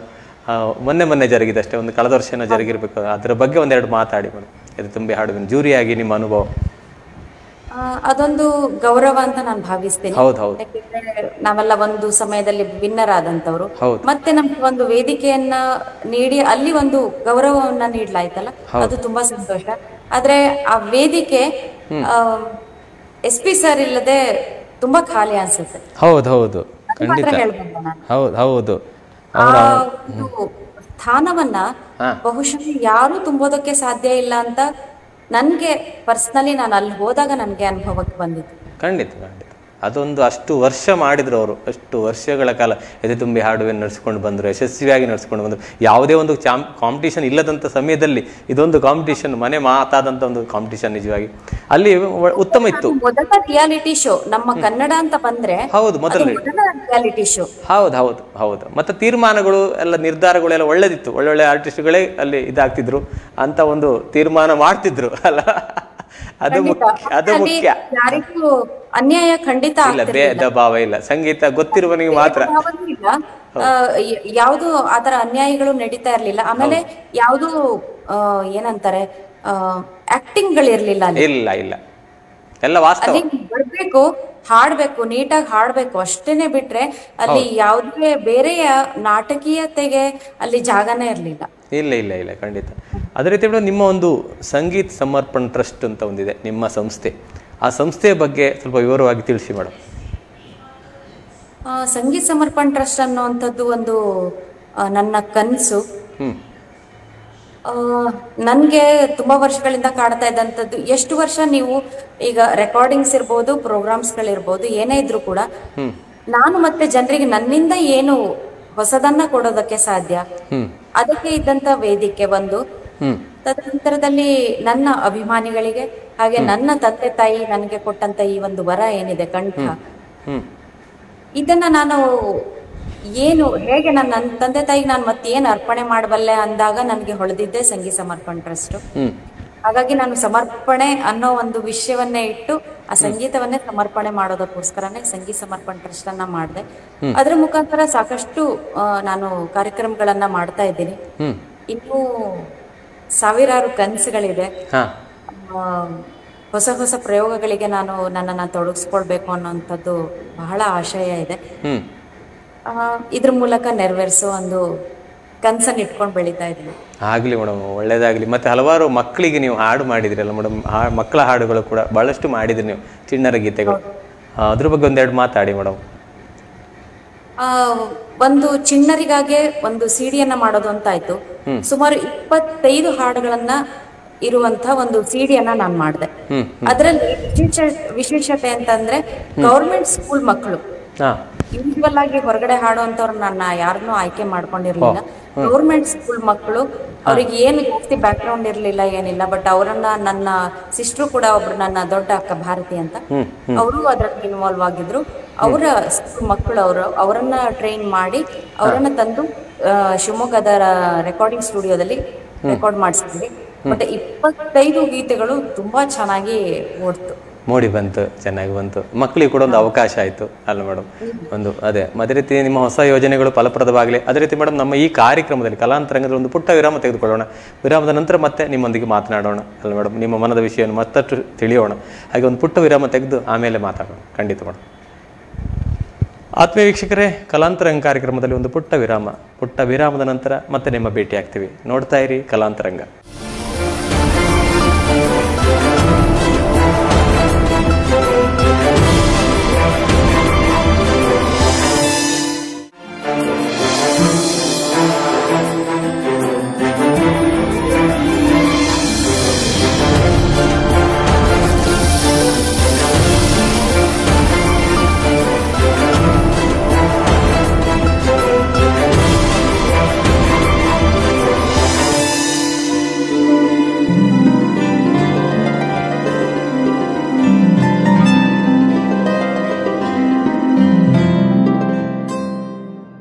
ಆತ್ಮೀಯ ವೀಕ್ಷಕರಿಗೆ ಮತ್ತೊಮ್ಮೆ ಕಲಾಂತರಂಗ ಕಾರ್ಯಕ್ರಮಕ್ಕೆ ಸ್ವಾಗತ. ಇಂದು ನಮ್ಮೊಂದಿಗಿದ್ದವರು ನಮ್ಮ ನಾಡಿನ ಜನಪ್ರಿಯ ಗಾಯಕಿ, ಅವರೇ ಸುರೇಖಾ ಹೆಗ್ಡೆ ಅವರು. ಅವರೊಂದಿಗೆ ಮಾತುಕತೆಯನ್ನು ಆಡ್ತಾ ಇದ್ವಿ. ಮಾತುಕತೆಯನ್ನು ಮುಂದುವರಿಸೋಣ. ಅವರಿಗೆ ಮತ್ತೊಮ್ಮೆ ಕಲಾಂತರಂಗ ಕಾರ್ಯಕ್ರಮಕ್ಕೆ ಸ್ವಾಗತವನ್ನು ಕೋರೋಣ. ಮೇಡಮ್, ನಿಮಗೆ ಮತ್ತೊಮ್ಮೆ ಕಲಾಂತರಂಗ ಕಾರ್ಯಕ್ರಮಕ್ಕೆ ಸ್ವಾಗತ ಮೇಡಮ್. ಹಾಗೆ ನಿಮ್ಮ ಧ್ವನಿಯಲ್ಲಿ ಇನ್ನೊಂದು ಹಾಡನ್ನು ಕೇಳೋ ಮೂಲಕ ಮತ್ತೊಮ್ಮೆ ಅಂದರೆ ಈ ಹೇಳ್ತೀವಿ ವಿರಾಮದ ನಂತರದ ಕಾರ್ಯಕ್ರಮವನ್ನು ಶುರು ಮಾಡೋಣ. ಒಂದು ಸುಂದರ ಗೀತೆಯನ್ನು ಪ್ರಸ್ತುತಪಡಿಸಿ ಮೇಡಮ್, ನಿಮ್ಮ ಇಷ್ಟದ ಗೀತೆ. ನನಗೆ ತುಂಬಾ ಅಂದ್ರೆ ತುಂಬಾ ಇಷ್ಟ ಆಗುವಂತ ಒಂದು ರಚನೆ, ಅದು MR ಕಮಲಾ ಅವರು ಬರೆದಿದ್ದಾರೆ. C ಯಶೋತ್ ಅವರ ಸಂಗೀತ ನಿರ್ದೇಶನ ಇದೆ ಇದಕ್ಕೆ. ಅಮ್ಮ ಹಚ್ಚಿದೊಂದು ಹಣತೆ. ಆ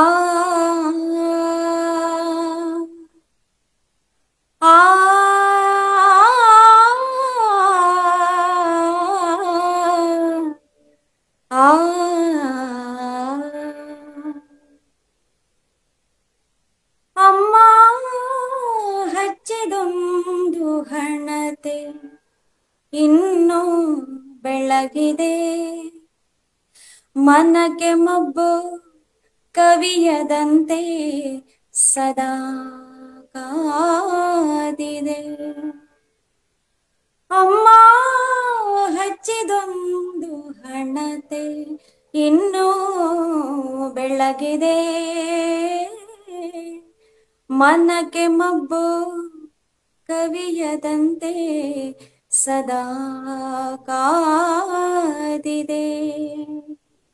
ಮನಕ್ಕೆ ಮಬ್ಬು ಮನಕ್ಕೆ ಮಬ್ಬು ಮನಕ್ಕೆ ಮಬ್ಬು ಕವಿಯದಂತೆ ಸದಾ ಕಾದಿದೆ. ಮನಕ್ಕೆ ಮಬ್ಬು ಕವಿಯದಂತೆ ಸದಾ ಕಾದಿದೆ.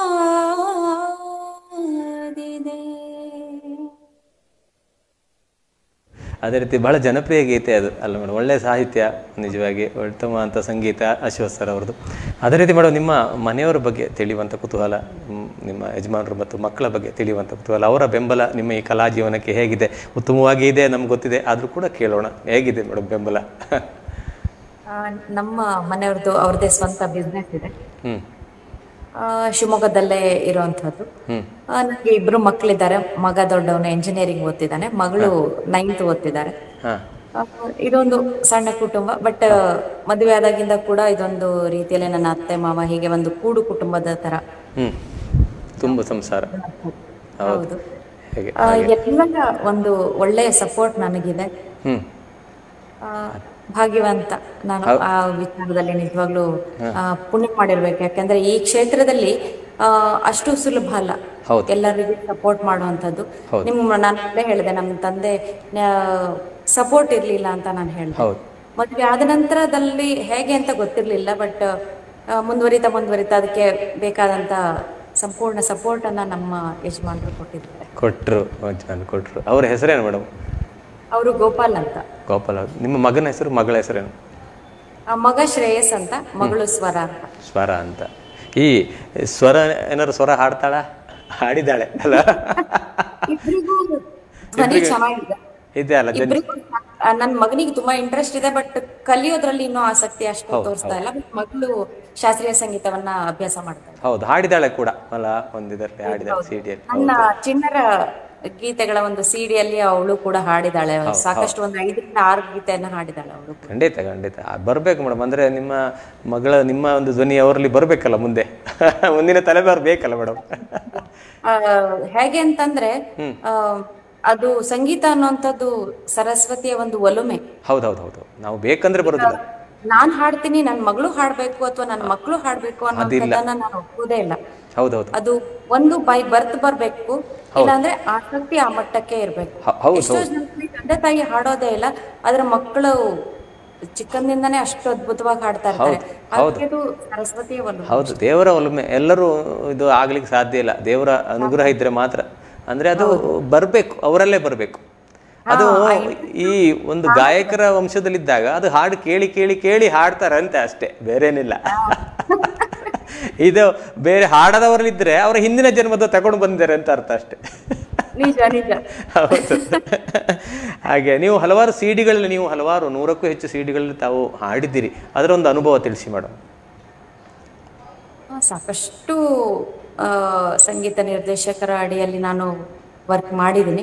ಹಾಗೆ ನನ್ನದೇ ಸಂಗೀತ ನಿರ್ದೇಶನದಲ್ಲಿ ನಾನು ಇತ್ತೀಚಿನ ದಿನಗಳಲ್ಲಿ ಸಾಕಷ್ಟು ವಚನ ಇರ್ಬೋದು, ದಾಸರ ಪದಗಳಿರ್ಬೋದು, ಭಾವಗೀತೆ ಇರ್ಬೋದು, ಎಲ್ಲ ಸಂಗೀತ ಸಂಯೋಜನೆಯನ್ನ ನಾನು ಕೂಡ ಮಾಡ್ತಾ ಇದ್ದೀನಿ. ಅದನ್ನ ನನ್ನ ಚಾನಲ್ ಮುಖಾಂತರ, ನನ್ನ ಯೂಟ್ಯೂಬ್ ಚಾನಲ್ ಇದೆ, ಅದ್ರ ಮುಖಾಂತರ ನಾನು ಸಾಕಷ್ಟು ಸಾಂಗ್ಸ್ಗಳನ್ನ ಬಿಡುಗಡೆ ಕೂಡ ಮಾಡ್ತೀನಿ. ಹೌದು, ಏನು ಅಂತ ಹೆಸರಿದೆ ಮೇಡಮ್ ಅದರದ್ದು ಚಾನಲ್ನ ಹೆಸರು ಒಂದು ಹೇಳಿಬಿಡಿ. ಸುರೇಖಾ ಹೆಗ್ಡೆ ಅಂತಾನೆ ಇದೆ. ಸುರೇಖಾ ಹೆಗ್ಡೆ. ಅದೇ ರೀತಿ ನಿಮ್ಮ ಈ ಅಡಿಗೆದ ಒಂದು ಅರಮನೆ ಅಂತಿದೆ, ಅಡಿಗೆದು ಅದರದ್ದು ಹೆಸರೇನು ಮೇಡಮ್? ಅದು ಸೂರಿ ಸವಿ ಅಂತಿದೆ. ನಂಗೆ ತುಂಬಾ ಜನ ಬೇರೆ ಬೇರೆ ಬೇರೆ ಹೆಸರುಗಳಿಂದ ಕರೀತಾರೆ. ಸೂರಿ ಸೂರಿ ಅಂತ ಕರೆಯೋರು ಸಾಕಷ್ಟು ಜನ ಇದ್ದಾರೆ. ಸೊ ಹಾಗಾಗಿ ಸೂರಿ ನನ್ನ ಸವಿ, ಸೂರಿ ಸವಿ. ಸೂರಿ ಸವಿ ಅದು ನಿಮ್ಮ ಅಡಿಗೆ ಚಾನಲ್ ಅಲ್ಲ ಮೇಡಮ್? ಅಡುಗೆ ಚಾನಲ್ ಆ ಥರ ಇದೆ. ಭಾಳಷ್ಟು ಅಡಿಗೆ ಮಾಡಿ ಮಾಡಿ ನೀವು ಲಿಂಕ್ ಕಳಿಸ್ತಾ ಇರ್ತೀರಿ. ಅಡಿಗೆ ಕಳಿಸಿದ್ರು ಲಿಂಕ್ ಕಳಿಸಿ ಎಲ್ಲರಿಗೂ ತೋರಿಸ್ತಾ ಇದ್ದೀರಿ. ಮಾಡಲಿ ಹೊಸ ಹೊಸ ಅಡಿಗೆಗಳು, ಮಲೆನಾಡು ಅಡಿಗೆಗಳು ಹಲವಾರು ಉತ್ತಮವಾಗಿ ಮೂಡಿ ಬರ್ತಿದೆ ಮೇಡಮ್. ಭಾಳ ಖುಷಿ ಆಗ್ತದೆ. ಎಲ್ಲದರಲ್ಲಿ ತಮ್ಮನ್ನು ತಾವು ತೊಡಗಿಸಿಕೊಂಡಿದ್ದೀರಿ, ಅದು ಬಹಳ ಖುಷಿ. ಬರೀ ಹಾಡೋದ್ರಲ್ಲಿ ಮಾತ್ರ ಅಲ್ಲ, ಬೇರೆ ಒಂದು ಆ್ಯಕ್ಟಿವಿಟಿ. ಅದ್ರ ರೀತಿ ಮತ್ತೊಂದು ನಿಮ್ಮ ಮುಖ್ಯವಾದಂದರೆ ಚಿತ್ರಕಲೆ ಅಲ್ಲ ಮೇಡಮ್? ಚಿತ್ರಕಲೆ, ಪೆನ್ಸಿಲ್ ಡ್ರಾಯಿಂಗ್ ಭಾಳಷ್ಟು ಚೆನ್ನಾಗಿ ಬಿಡಿಸ್ತೀರಿ. ಅದರ ಆ ಕಲೆ ಎಲ್ಲಿಂದ ಬಂತು, ಯಾವಾಗಿಂದ ಶುರುವಾಯಿತು, ಮತ್ತು ಈಗ ಹೇಗೆ ನಡೀತಾ ಇದೆ? ಭಾಳಷ್ಟು ಚಿತ್ರಗಳು ನೀವು ನಮಗೆ ಕಳಿಸಿಕೊಟ್ಟಿದ್ದೀರಿ, ನಾವು ಕೂಡ ಅದನ್ನು ಡಿಸ್ಪ್ಲೇ ಮಾಡ್ತಿದ್ವಿ. ಭಾಳ ಚೆಂದ ಇದೆ, ಸುಂದರವಾದ ಚಿತ್ರಗಳು, ಪೆನ್ಸಿಲ್ ಡ್ರಾಯಿಂಗ್ ಎಲ್ಲರೂ ಕಲ್ತಿದ್ದೀರಾ? ಅದ್ರ ಬಗ್ಗೆ ತಿಳಿಸಿ ಮೇಡಮ್. ಇಲ್ಲ, ನಾನು ಡ್ರಾಯಿಂಗ್ ಅನ್ನೋ ವಿಚಾರದಲ್ಲಿ ಕಲ್ತಿಲ್ಲ ಏನನ್ನು. ಅದು ಚಿಕ್ಕಂದಿನಿಂದ ಬಂದಿರೋಂಥದ್ದು. ಅದು ಕೂಡ ನನಗೆ ಸಂಗೀತ ಹೇಗೋ ಹಾಗೆ ಮತ್ತೊಂದು ಅಷ್ಟೇ ಪ್ರಬಲವಾಗಿ ಇದ್ದಂತ ಕಲೆ ಚಿತ್ರಕಲೆ. ಹೌದು, ಚಿಕ್ಕಂದಿನಿಂದ ಬಿಡಿಸ್ತಾ ಇದ್ದೆ. ಆಮೇಲೆ ನಾನು ಗೋವಾದಲ್ಲಿ ಜಾಬ್ ಮಾಡ್ತಾ ಇದ್ದಂತ ಸಮಯದಲ್ಲಿ ಎಕ್ಸಿಬಿಷನ್ ಅನ್ನು ಕೂಡ ಮಾಡಿದ್ದೀನಿ ನಾನು. ಈ ಪೆನ್ಸಿಲ್ ಡ್ರಾಯಿಂಗ್ ಗಳದ್ದೇ ಎಕ್ಸಿಬಿಷನ್ ಕೂಡ ಮಾಡಿದ್ದೆ. ಹೌದೌದು, ಅಲ್ಲಿಯವರೆಗೂ ಚೆನ್ನಾಗಿ ಮಾಡ್ಕೊಂಡು ಬಂದೆ. ಬಟ್ ಇತ್ತೀಚಿನ ದಿನಗಳಲ್ಲಿ ನಂಗೆ ಅದನ್ನ ಮುಂದುವರ್ಸೋದಕ್ಕೆ ಸಾಧ್ಯ ಆಗ್ತಾ ಇಲ್ಲ. ಯಾಕಂದ್ರೆ ನಿಮ್ಗೂ ಗೊತ್ತಿದೆ, ಯಾವುದೇ ಕಲೆಗಾದ್ರೂ ನಮ್ ಸಮಯವನ್ನ ಒದಗಿಸ್ಕೊಡ್ಬೇಕಾಗುತ್ತೆ. ಅದ್ರಲ್ಲೂ ಚಿತ್ರಕಲೆಗೆ ಸಾಕಷ್ಟು ಸಮಯ ಕೂತು ಮಾಡ್ಬೇಕು. ಅಷ್ಟು ಸಮಯ ಈಗ ಸಾಕಾಗ್ತಾ ಇಲ್ಲ. ಸಂಗೀತ ಪ್ರೋಗ್ರಾಮ್ಸ್ ಇರೋದ್ರಿಂದ ಮನೆ ಅದು ಕಷ್ಟ ಆಗ್ತದೆ. ಮತ್ತೆ ಮುಂದುವರಿಸಬೇಕು ಅನ್ನೋದೊಂದು ಹುಚ್ಚಿದೆ. ಆಗಲಿ ಮುಂದುವರಿಸಿ, ಸಮಯ ಸಿಕ್ಕಾಗ ಮಾಡಿ. ಯಾಕಂದರೆ ಅದಕ್ಕೂ ಸ್ವಲ್ಪ ನೆಮ್ಮದಿಯ ವಾತಾವರಣ ಬೇಕು, ಮನಸ್ಸು ಶಾಂತವಾಗಿರ್ಬೇಕು. ಚಿತ್ರ ಬಿಡಿಸಬೇಕಾದ್ರೆ ಭಾಳ ಕಷ್ಟ ಇದೆ, ಹಾಡು ಹೇಳಿ ಕಷ್ಟ ಇದೆ. ಆದರೆ ನೀವು ಮೊದಲಿಂದ ಹಾಡ್ತಾ ಬಂದ ಕಾರಣದ ಹಾಡಿ ಹೋಗ್ತದೆ ಹೇಗೆ ಇದಾಗಿ ಸರಳವಾಗಿ. ಎಷ್ಟು ಸಾಧನೆ, ಪೇಷನ್ಸ್, ಪರಿಶ್ರಮ ಬೇಕು. ಅದೇ ಯಾವುದೇ ಕಲೆಗಾದ್ರೂ ಅದರದ್ದೇ ಆದಂತಹ ಒಂದು ಶ್ರಮ ಬೇಕೇ ಬೇಕು ಮೇಡಮ್, ಬೇಕೇ ಬೇಕು. ಅದೇ ರೀತಿ ಮೇಡಮ್, ನಿಮ್ಮ ಮಧುರ ಕಂಠವನ್ನು ನೀವು ಧಾರಾವಾಹಿಗಳಿಗೆ ಕೂಡ ನೀಡಿದ್ದೀರಿ. ಅದ್ರ ಬಗ್ಗೆ ಸಾಂದರ್ಭಿಕ ಗೀತೆಗಳಾಗಿ ಹಾಡಿದ್ದೀರಿ. ಅದ್ರ ಬಗ್ಗೆ ಒಂದೆರಡು ಮಾತು ಮೇಡಮ್. ಕೆಲವು ಧಾರಾವಾಹಿಗಳಿಗೆ ಹಾಡಿದ್ದೀನಿ ನಾನು. ಒಂದಷ್ಟು ಗಿಣಿರಾಮ ಅದು ಇದು ಸೀರಿಯಲ್ಗಳಿಗೆಲ್ಲ ಹಾಡಿದ್ದೀನಿ. ಒಳ್ಳೆಯ ಅನುಭವ. ಫಸ್ಟ್ ಅವಕಾಶವನ್ನ ನೀಡಿದಂತವ್ರು ನಂಗೆ ರವಿ ಮೂರೂರ್ ಸರ್, ಅವರಿಗೆ ವಿಶೇಷ ಧನ್ಯವಾದ ಹೇಳೋದಕ್ಕೆ ಇಷ್ಟಪಡ್ತೀನಿ. ಹಾಗೆ ರಾಘವೇಂದ್ರ ಬಿಜಾಡಿ ಸರ್ಗೂ ನಾನು ವಿಶೇಷವಾಗಿ ಧನ್ಯವಾದ ಹೇಳೋದಕ್ಕೆ ಇಷ್ಟಪಡ್ತೀನಿ. ನನ್ನ ಜೀವನದಲ್ಲಿ ಮತ್ತೊಬ್ಬ ಪ್ರಮುಖ ವ್ಯಕ್ತಿ ಅಂತ ಅಂದ್ರೆ ಅದು ಶ್ರೀಯುತ ನನ್ನ ಗುರುಗಳಾದಂತ ಪುತ್ತೂರು ನರಸಿಂಹನಾಯ್ಕ ಸಾರು. ಅವರ ಮಾರ್ಗದರ್ಶನವೂ ಇದೆ, ಹಾಗೆ ಅವರ ಸಾಕಷ್ಟು ವಿಚಾರಗಳಲ್ಲಿ ನಂಗೆ ಒಂದು ಒಳ್ಳೆಯ ಸಪೋರ್ಟ್ ಇದೆ. ಅಂದ್ರೆ ಸಂಗೀತ ಅಂದ್ರೆ ಏನು ಅನ್ನೋದನ್ನ ಒಂದಷ್ಟು ತಳಹದಿಯನ್ನ ತೋರಿಸ್ಕೊಟ್ಟವ್ರೆ ಸರ್. ಹಾಗೆ ರಮೇಶ್ ಸರ್ಗೂ ಕೂಡ ನಾನು ಧನ್ಯವಾದವನ್ನು ಹೇಳೋದಕ್ಕೆ ಅವರು ಬಹಳಷ್ಟು ಮಹಾನ್ ಗಾಯಕರು. ನನಗೆ ಒಂದು ಅವಕಾಶವನ್ನ ಮಾಡಿಕೊಟ್ಟಂತವ್ರು ರಮೇಶ್ ಚಂದ್ರ ಸರ್, ಅವರಿಗೂ ವಿಶೇಷ ಧನ್ಯವಾದಗಳು. ಖಂಡಿತ ಗುರುಗಳನ್ನು ಸ್ಮರಿಸಿದ್ದೀರಿ ತಾವು. ಹೌದು, ಖಂಡಿತ. ಮತ್ತೆ ಬಹಳಷ್ಟು ಗಾಯಕರ ಜೊತೆ ದೊಡ್ಡ SP ಬಾಲು ಸರ್ ಜೊತೆ ಆಡಿದಿರಿ, ಮತ್ತೆ ರೀತಿ S ಜಾನಕಿ ಅಮ್ಮನವ್ರ ಜೊತೆ, ಹೀಗೆ ನಿಮ್ಮ ಪಟ್ಟಿ ಬೆಳೀತಾ ಇದೆ. ರಾಜೇಶ್ ಕೃಷ್ಣನ್ ಎಲ್ಲರ ಜೊತೆ ನೀವು ಭಾಗವಹಿಸಿದ್ದೀರಿ. ಅದರ ಅನುಭವ ತಿಳಿಸಿ ಮೇಡಮ್. ಅಂದ್ರೆ ಬಹಳಷ್ಟು ಕಾರ್ಯಕ್ರಮದಲ್ಲಿ ಭಾಗವಹಿಸಿರ್ತಾವೆ ಅವರೊಂದಿಗೆಲ್ಲ. ಎಲ್ಲ ಸಾಮಾನ್ಯ ಹಿರಿಯ ಕಲಾವಿದರೊಟ್ಟಿಗೆ ನಾನು ಕಾರ್ಯಕ್ರಮವನ್ನ ಮಾಡಿದ್ದೀನಿ. ಒಬ್ಬರಿಂದ ಒಂದೊಂದು ಕಲಿಯೋದಿರತ್ತೆ ಸರ್. ಈಗ ಜಾನಕಿ ಅಮ್ಮನ ಕಾರ್ಯಕ್ರಮದಲ್ಲಿ ಅವರ ಎದುರಿಗೆ ಹಾಡುವಂಥದ್ದು ಇದೆಯಲ್ಲ ಅದು ಅಷ್ಟು ಸುಲಭದ್ದಲ್ಲ. ಯಾರೇ ಆಗಿರ್ಬೋದು, ಈಗ SP ಸರ್ ಜೊತೆ ನಾನು ನಿಂತು ಹಾಡಿದ್ದೀನಿ. ವಿನಯತೆ ಯಾವ ರೀತಿ ಇರುತ್ತೆ ಅಂದ್ರೆ, ಅವರೊಂದು SP ಸರ್ ಪಕ್ಕದಲ್ಲಿ ನಿಂತು ಹಾಡ್ತಿದ್ದಾರೆ ಅಂತ ನಮ್ಗೆ ಅನ್ಸೋದೇ ಇಲ್ಲ. ಆ ಮಟ್ಟಕ್ಕೆ ಅವರು ಅಷ್ಟು ಡೌನ್ ಟು ಅರ್ತ್ ಆಗಿ ನಿಂತಿರ್ತಾರೆ. ನಮ್ ಜೊತೆ ಅವರು ಒಬ್ರಾಗಿ ನಿಂತು ಡ್ಯೂಯೆಟ್ ಹಾಡ್ತಾ ಇರ್ತಾರೆ. ಸೊ ನಿಮ್ಗೆ ಎಲ್ಲೂ ಹೆದರಿಕೆ ಅಂತ ಅನ್ಸೋದಿಲ್ಲ. ಅದೆಲ್ಲ ಅವ್ರ ಕ್ವಾಲಿಟಿಗಳು, ಅದು ನಮ್ಮದಲ್ಲ. ಅವರ ಒಂದು ದೊಡ್ಡತನ ಅಂತಾನೆ ನಾನು ಹೇಳ್ತೀನಿ. ಜಾನಕಿ ಚಂದ ಹಾಡಿದ್ರೆ ಬಂದು ಅಪ್ಕೊಂಡ್ಬಿಡ್ತಾರೆ. ಆಮೇಲೆ ಆ ಪ್ರೀತಿಗಂತೂ ಎಲ್ಲೇನೇ ಇಲ್ಲ ಅಂತಂತೀನಿ. ಎಲ್ಲಾರನು ಅಪ್ಕೊಂಡು ಮುದ್ದಾಡುವಂತ ಆ ಒಂದು ಮನಸ್ಥಿತಿ ಇದೆಯಲ್ಲ, ಮಗುವಿನ ಮನಸ್ಥಿತಿ, ಅದು ಬಹುಶಃ ಈ ತುಂಬಿದ ಕೂಡ ತೊಳ್ಕೋದಿಲ್ಲ ಅಂತ ಹೇಳ್ತಾರೆ ನೋಡಿ. ಹಾಗೆ ಅವರಲ್ಲಿ ಮಾತ್ರ ಸಾಧ್ಯ ಅಂತ ಅನ್ಸುತ್ತೆ. ಅಂದ್ರೆ ಸಾಕ್ಷಾತ್ ದೇವರ ಸ್ವರೂಪನೇ ಅವರೆಲ್ಲ. ವಾಣಿ ಜಯರಾಮ ಅಮ್ಮ ಇರಬಹುದು, ಎಲ್ಲಾನು ನೋಡ್ತಾ ಇದ್ದೀನಿ ನಾನು. ಈ ರೀತಿಯಾಗಿ ಸಂಪೂರ್ಣ ಆ ಕಲೆಯನ್ನ ಸಾಧಿಸಿ ತುದಿಯನ್ನ ಏರ್ದಂತವ್ರೀಗ. ಅಲ್ಲಿ ನೀವ್ ಇದನ್ ಮಾಡಿಲ್ಲ ಅದನ್ ಮಾಡಿಲ್ಲ ಅನ್ನೋಂಥದ್ದಿಲ್ಲ. ಎಲ್ಲಾ ತರದ ಗೀತೆಯನ್ನು ಹಾಡಬಲ್ಲ ಒಂದು ಕಂಠ, ಅದು ದೈವ ಕಂಠ. ಅದಕ್ಕೆ ತಕ್ಕನಾದಂತ ವಿನಯತೆ, ವಿಧೇಯತೆ, ನಿರಹಂಕಾರ, ನಿಗರ್ವಿಯಾಗಿ ಇರುವಂತದ್ದು ಇದೆಯಲ್ಲ, ನಾನು ಒಬ್ಬೊಬ್ಬರಲ್ಲೂ ಒಂದೊಂದನ್ನ ಕಲಿತೀನಿ. ಖಂಡಿತ ಮೇಡಮ್, ಅದು ಬೇಕು. ನಿಜವಾಗಿ ನಾವು ಹಿರಿಯರೊತ್ತಿಗೆ ಬೆರೆತಾಗ ಒಂದೊಂದು ವೇದಿಕೆ ನಮ್ಗೆ ಒಂದೊಂದು ಕಲಿಸ್ತಾ ಹೋಗ್ತದೆ. ನಿಜವಾಗಿ ನಮ್ಮ ಬೆಳವಣಿಗೆ ಅದೇ, ಕಲಾವಿದರ ಬೆಳವಣಿಗೆ ಅದೇ. ನಾವು ವರ್ಷಕ್ಕೆ 1 ಕಾರ್ಯಕ್ರಮ ಮಾಡುವ, ವರ್ಷಕ್ಕೆ 100 ಕಾರ್ಯಕ್ರಮ ಮಾಡಲು ವ್ಯತ್ಯಾಸ ಇದೆ. ಯಾಕಂದ್ರೆ ಅಲ್ಲಿ ಒಂದೊಂದು ವೇದಿಕೆಯಿಂದ ಒಂದೊಂದು ಜನರನ್ನ ಪರಿಚಯ ಆಗ್ತಾ ಹೋಗ್ತದೆ, ಒಂದೊಂದು ಕಲಿಕೆ ಆಗ್ತದೆ. ನಮಗೆ ಗೊತ್ತಿರೋದು ಗೊತ್ತಿರ್ತದೆ, ಗೊತ್ತಿಲ್ಲದು ಕೂಡ ತಿಳಿಲಿಕ್ಕೆ ಆಗ್ತದೆ. ಹಾಗೆ ಒಂದೊಂದು ಕಲಿತಾ ಹೋಗ್ತೀರಿ. ಅದೇ ರೀತಿ ನೀವು ಸಿನಿಮಾ ಗೀತೆ, ಭಾವಗೀತೆ ಯಾವ ಗೀತೆಯಲ್ಲಿ ಇಲ್ಲ ನೀವು, ಅದರ ಜೊತೆಗೆ ಮತ್ತೊಂದು ರಂಗಗೀತೆಗಳು ಕೂಡ ತಾವು ಹಾಡಿದಿರಿ. ಈ ರಂಗಗೀತೆಗಳ ಬಗ್ಗೆ ಒಂದೆರಡು ಮಾತು ಮೇಡಮ್. ರಂಗಗೀತೆಗಳು, ನಾನಿಲ್ಲಿ ಶಿವಮೊಗ್ಗದಲ್ಲಿ ಸಾಕಷ್ಟು ನಾಟಕ ಇದೆಲ್ಲ ನಡೀತಾ ಇರೋಂಥದ್ದು. ಹೋನ ಸತ್ಯ ಅಂತ ಒಬ್ರು ಇದ್ರು, ಇಲ್ಲ, ಅವರು ಒಂದಷ್ಟು ನಾಟಕಗಳಿಗೆ ರೆಕಾರ್ಡಿಂಗ್ಸ್ ಗಳನ್ನ ಮಾಡ್ತಾ ಇದ್ದಂತ ಸಮಯದಲ್ಲಿ ನನ್ನ ಧ್ವನಿಯನ್ನ ಉಪಯೋಗಿಸ್ಕೊಂಡಿದ್ದಾರೆ. ಹಾಗೆ ಹಂಸಲೇಖ ಅವರನ್ನೆಲ್ಲ ಕರೆಸಿ ಇಲ್ಲಿ ಅವರ ಎದುರಿಗೂ ಒಂದಷ್ಟು ಆ ಹಾಡುಗಳ ರಂಗಗೀತೆಗಳದ್ದೇ ಒಂದು ವಿಶೇಷವಾಗಿ ಕಾರ್ಯಕ್ರಮವನ್ನೆಲ್ಲ ಮಾಡಿದ್ರು. ಹಾಗಾಗಿ ಅಲ್ಲೂ ತೊಳಸ್ಕೊಳ್ಳೋದಕ್ಕೆ ಒಂದಷ್ಟು ಅವಕಾಶವಾಯಿತು. ಹೌದು, ಖಂಡಿತ. ಅಂದ್ರೆ ರಂಗಗೀತೆ ವಿಭಿನ್ನವಾಗಿರ್ತದೆ ಸ್ವಲ್ಪ ಅಲ್ಲ ಮೇಡಮ್? ಹೌದು, ಅಂದರೆ ಅದೊಂದು ಕಲೀಲಿಕ್ಕೆ, ಅದು ಕೂಡ ಕಲೀಲಿಕ್ಕೆ ಒಂದು ಹೊಸತನ. ಅದು ನಿಜವಾಗಿ ಅದು ಕಲ್ತ್ರೆ ಒಳ್ಳೇದು. ಎಲ್ಲ ಗೀತೆಗಳನ್ನು ಒಟ್ಟಿಗೆ ಅಲ್ಲ ಮೇಡಮ್? ಒಂದು ನೀವು ಚಿತ್ರಗೀತೆಗಳು ಕೂಡ ಹೌದು, ಎಲ್ಲ ರೀತಿಯ ಗೀತೆಗಳು ಬೇಕು. ನೀವಾಗಿ ವಚನಗಳನ್ನು ಹಾಡ್ತೀರಿ ನಿಮ್ಮ ಚಾನಲ್ ಮುಖಾಂತರ. ಒಂದು ವಚನವನ್ನು 1-2 ಸಾಲು ನಮಗಾಗಿ ಹಾಡಿ ಮೇಡಮ್. ಒಂದು ವಚನ, ಯಾವ್ದಾರು ಒಂದು ವಚನವನ್ನು. ಭಕ್ತಿ ಎಂಬುದು ಪ್ರೇಮದ ಸಫಲತೆ ನೋಡ, ಭಕ್ತಿ ಎಂಬುದು ಪ್ರೇಮದ ಸಫಲತೆ ನೋಡ, ವಿಷಯ ಪ್ರೇಮವೋ ನಿಷ್ಫಲ ನೋಡ, ವಿಷಯ ಪ್ರೇಮವೋ ನಿಷ್ಫಲ ನೋಡ, ಭಕ್ತಿ ಎಂಬುದು ಪ್ರೇಮದ ಸಫಲತೆ ನೋಡ.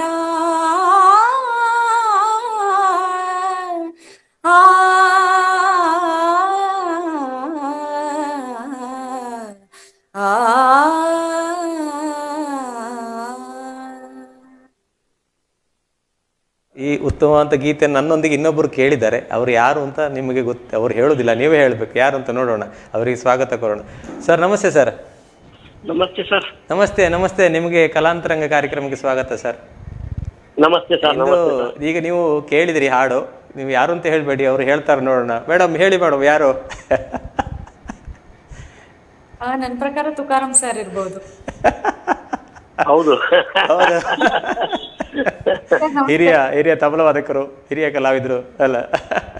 ಮಾತಾಡಿ ಸರ್, ಅವ್ರ ಬಗ್ಗೆ ಏನು ಹೇಳ್ತೀರಿ? ನಿಮ್ಮ ಊರಿನ ಕಲಾವಿದೆ, ನಿಮ್ಮ ಬಹಳಷ್ಟು ಕಾರ್ಯಕ್ರಮದಲ್ಲಿ ನೀವು ಭಾಗವಹಿಸ್ತೀರಿ.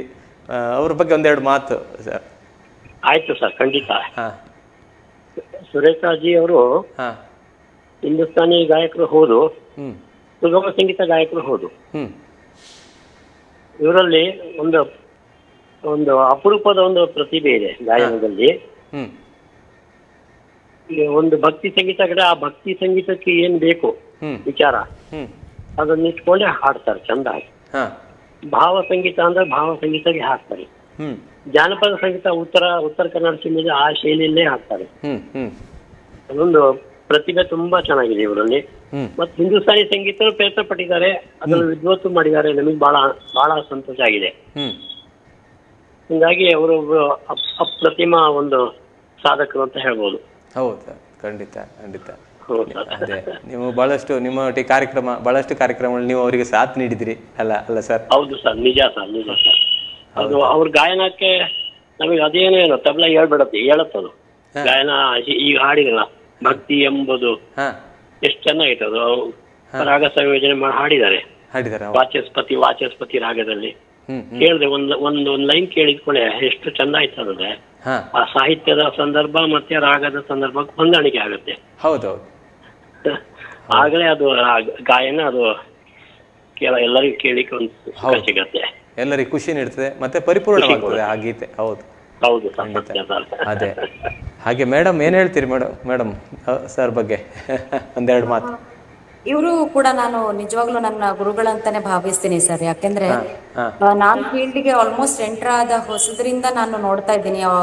ಒಂದು 18 ವರ್ಷಗಳ ಈ ಬಾಂಧವ್ಯ ಇದೆ. ಅವತ್ತಿನಿಂದ ಇವತ್ತಿಗೂ ಎಷ್ಟೊಂದು ವಿಚಾರಗಳಲ್ಲಿ ಮಾರ್ಗದರ್ಶನವನ್ನ ನೀಡುವಂಥದ್ದು, ಸಪೋರ್ಟ್ ಅನ್ನ ನೀಡುವಂಥದ್ದು. ಶಾಸ್ತ್ರೀಯ ಸಂಗೀತದ ನಾನು ಕಾನ್ಸರ್ಟ್ ಇವತ್ತು ನಾನೇನಾದ್ರೂ ಮಾಡ್ತಾ ಇದ್ದೀನಿ ಅಂತಂದ್ರೆ ಅದಕ್ಕೆ ನಿಜವಾದ ಕಾರಣಕರ್ತರು ತುಕಾರಾಮ್ ರಂಗದೋಳ್ ಸರೇನೆ. ನೀವು ಬರ್ಬೇಕು, ಶಾಸ್ತ್ರೀಯ ಸಂಗೀತವನ್ನ ನೀವು ಅದನ್ನು ಕೂಡ ಕಾನ್ಸರ್ಟ್ ಮಾಡಿ ನೀವು ನಿಮ್ಗೆ ಇದೆ ತಾಕತ್ತು ಅಂತ ತೋರಿಸ್ಕೊಟ್ಟವರೇ ಸಾರು.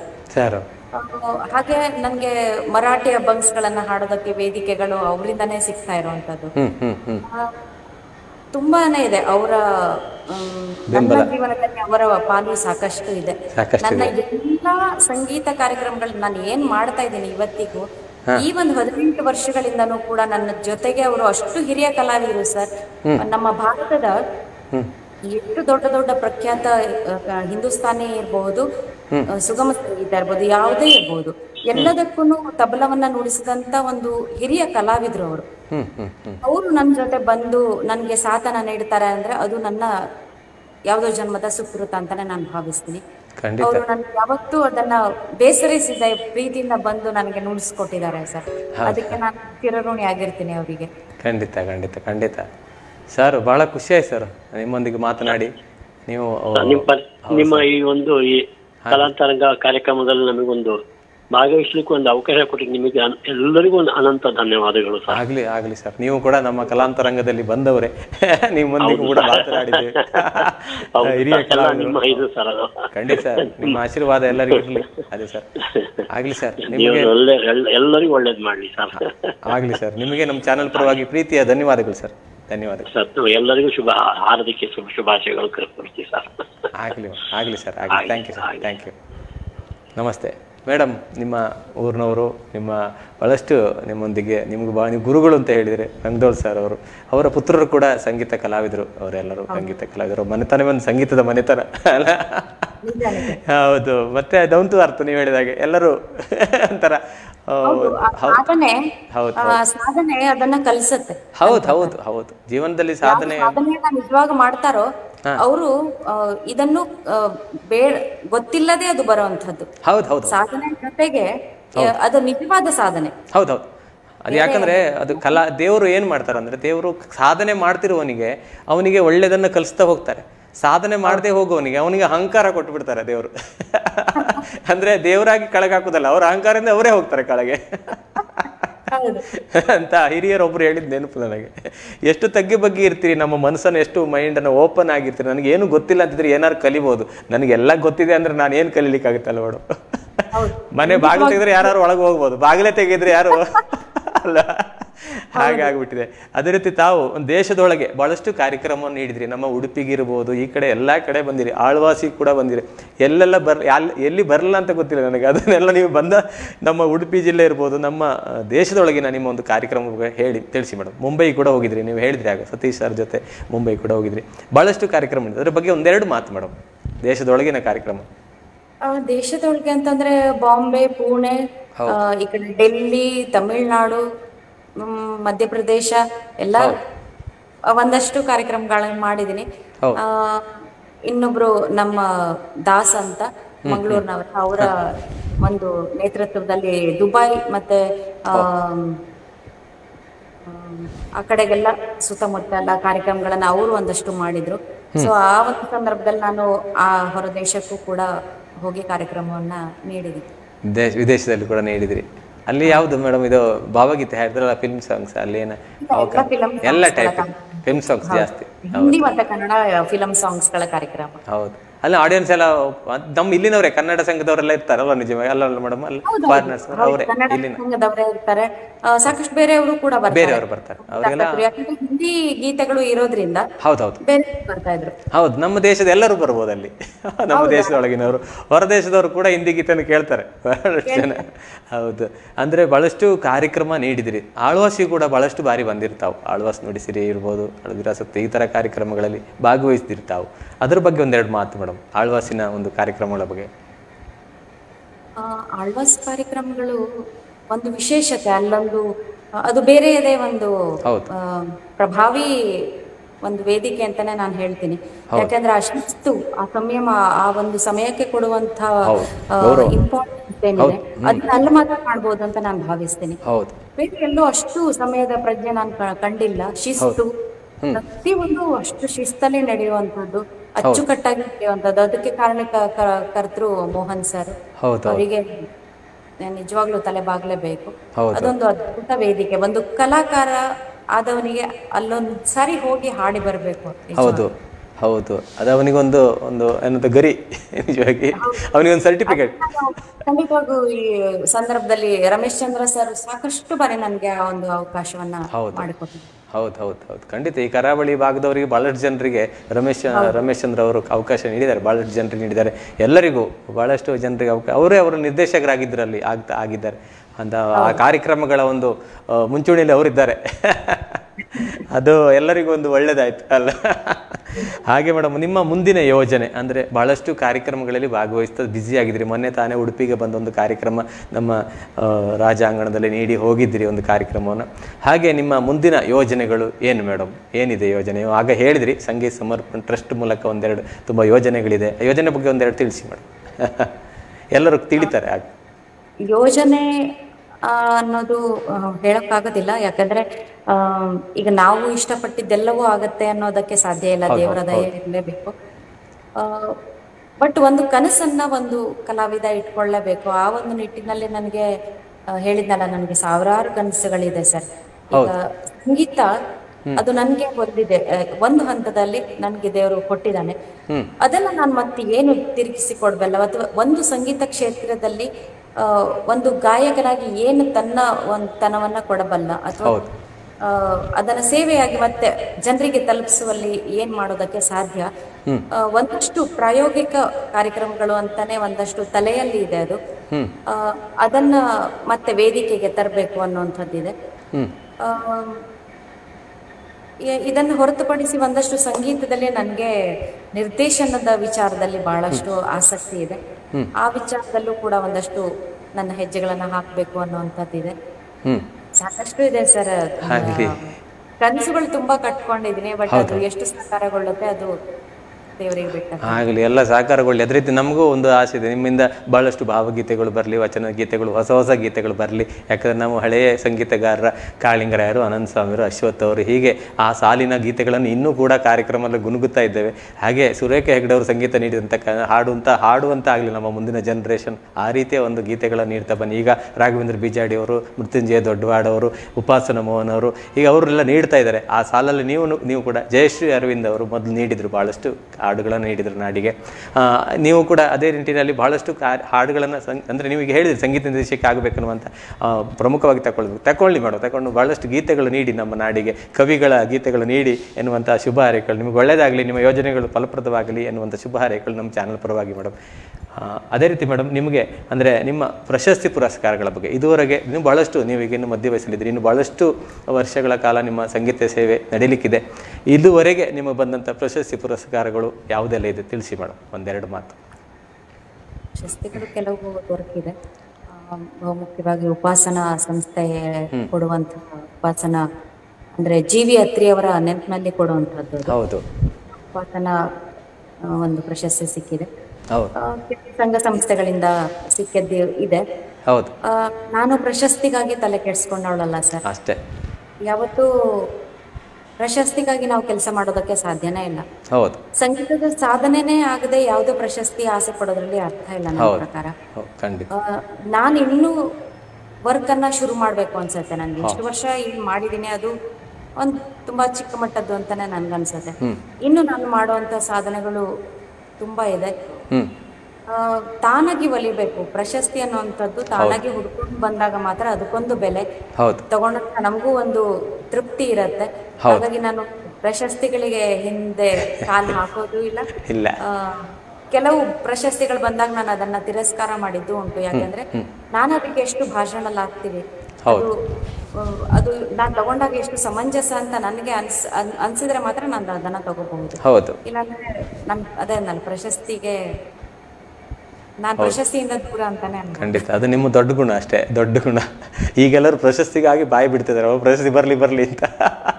ಅದು ರಾಜ್ಯೋತ್ಸವ ಇರ್ಬೋದು, ಜಿಲ್ಲಾ ರಾಜ್ಯೋತ್ಸವ ಇರ್ಬೋದು. ಹೌದು, ಪ್ರಶಸ್ತಿ ತಗೊಳ್ಳೋದು ದೊಡ್ಡ ವಿಚಾರ, ಜವಾಬ್ದಾರಿ ಜಾಸ್ತಿ ಆಗ್ತದೆ. ಸಾಧನೆ ಏನಿದೆ ನಮ್ದು, ನಾವೇನ್ ಕ್ಷೇತ್ರಕ್ಕೆ ಮತ್ತೆ ನಾವು ತಿರುಗಿ ಕೊಟ್ಟಿದೀವಿ ಅಂತ ಯೋಚನೆ ಮಾಡುವಾಗ ಎಷ್ಟು ಚಿಕ್ಕವರಾಗ್ಬಿಡ್ತೀವಿ ಅಂದ್ರೆ ಸರ್, ತುಂಬಾ ಚಿಕ್ಕವರಾಗ್ಬಿಡ್ತೀವಿ.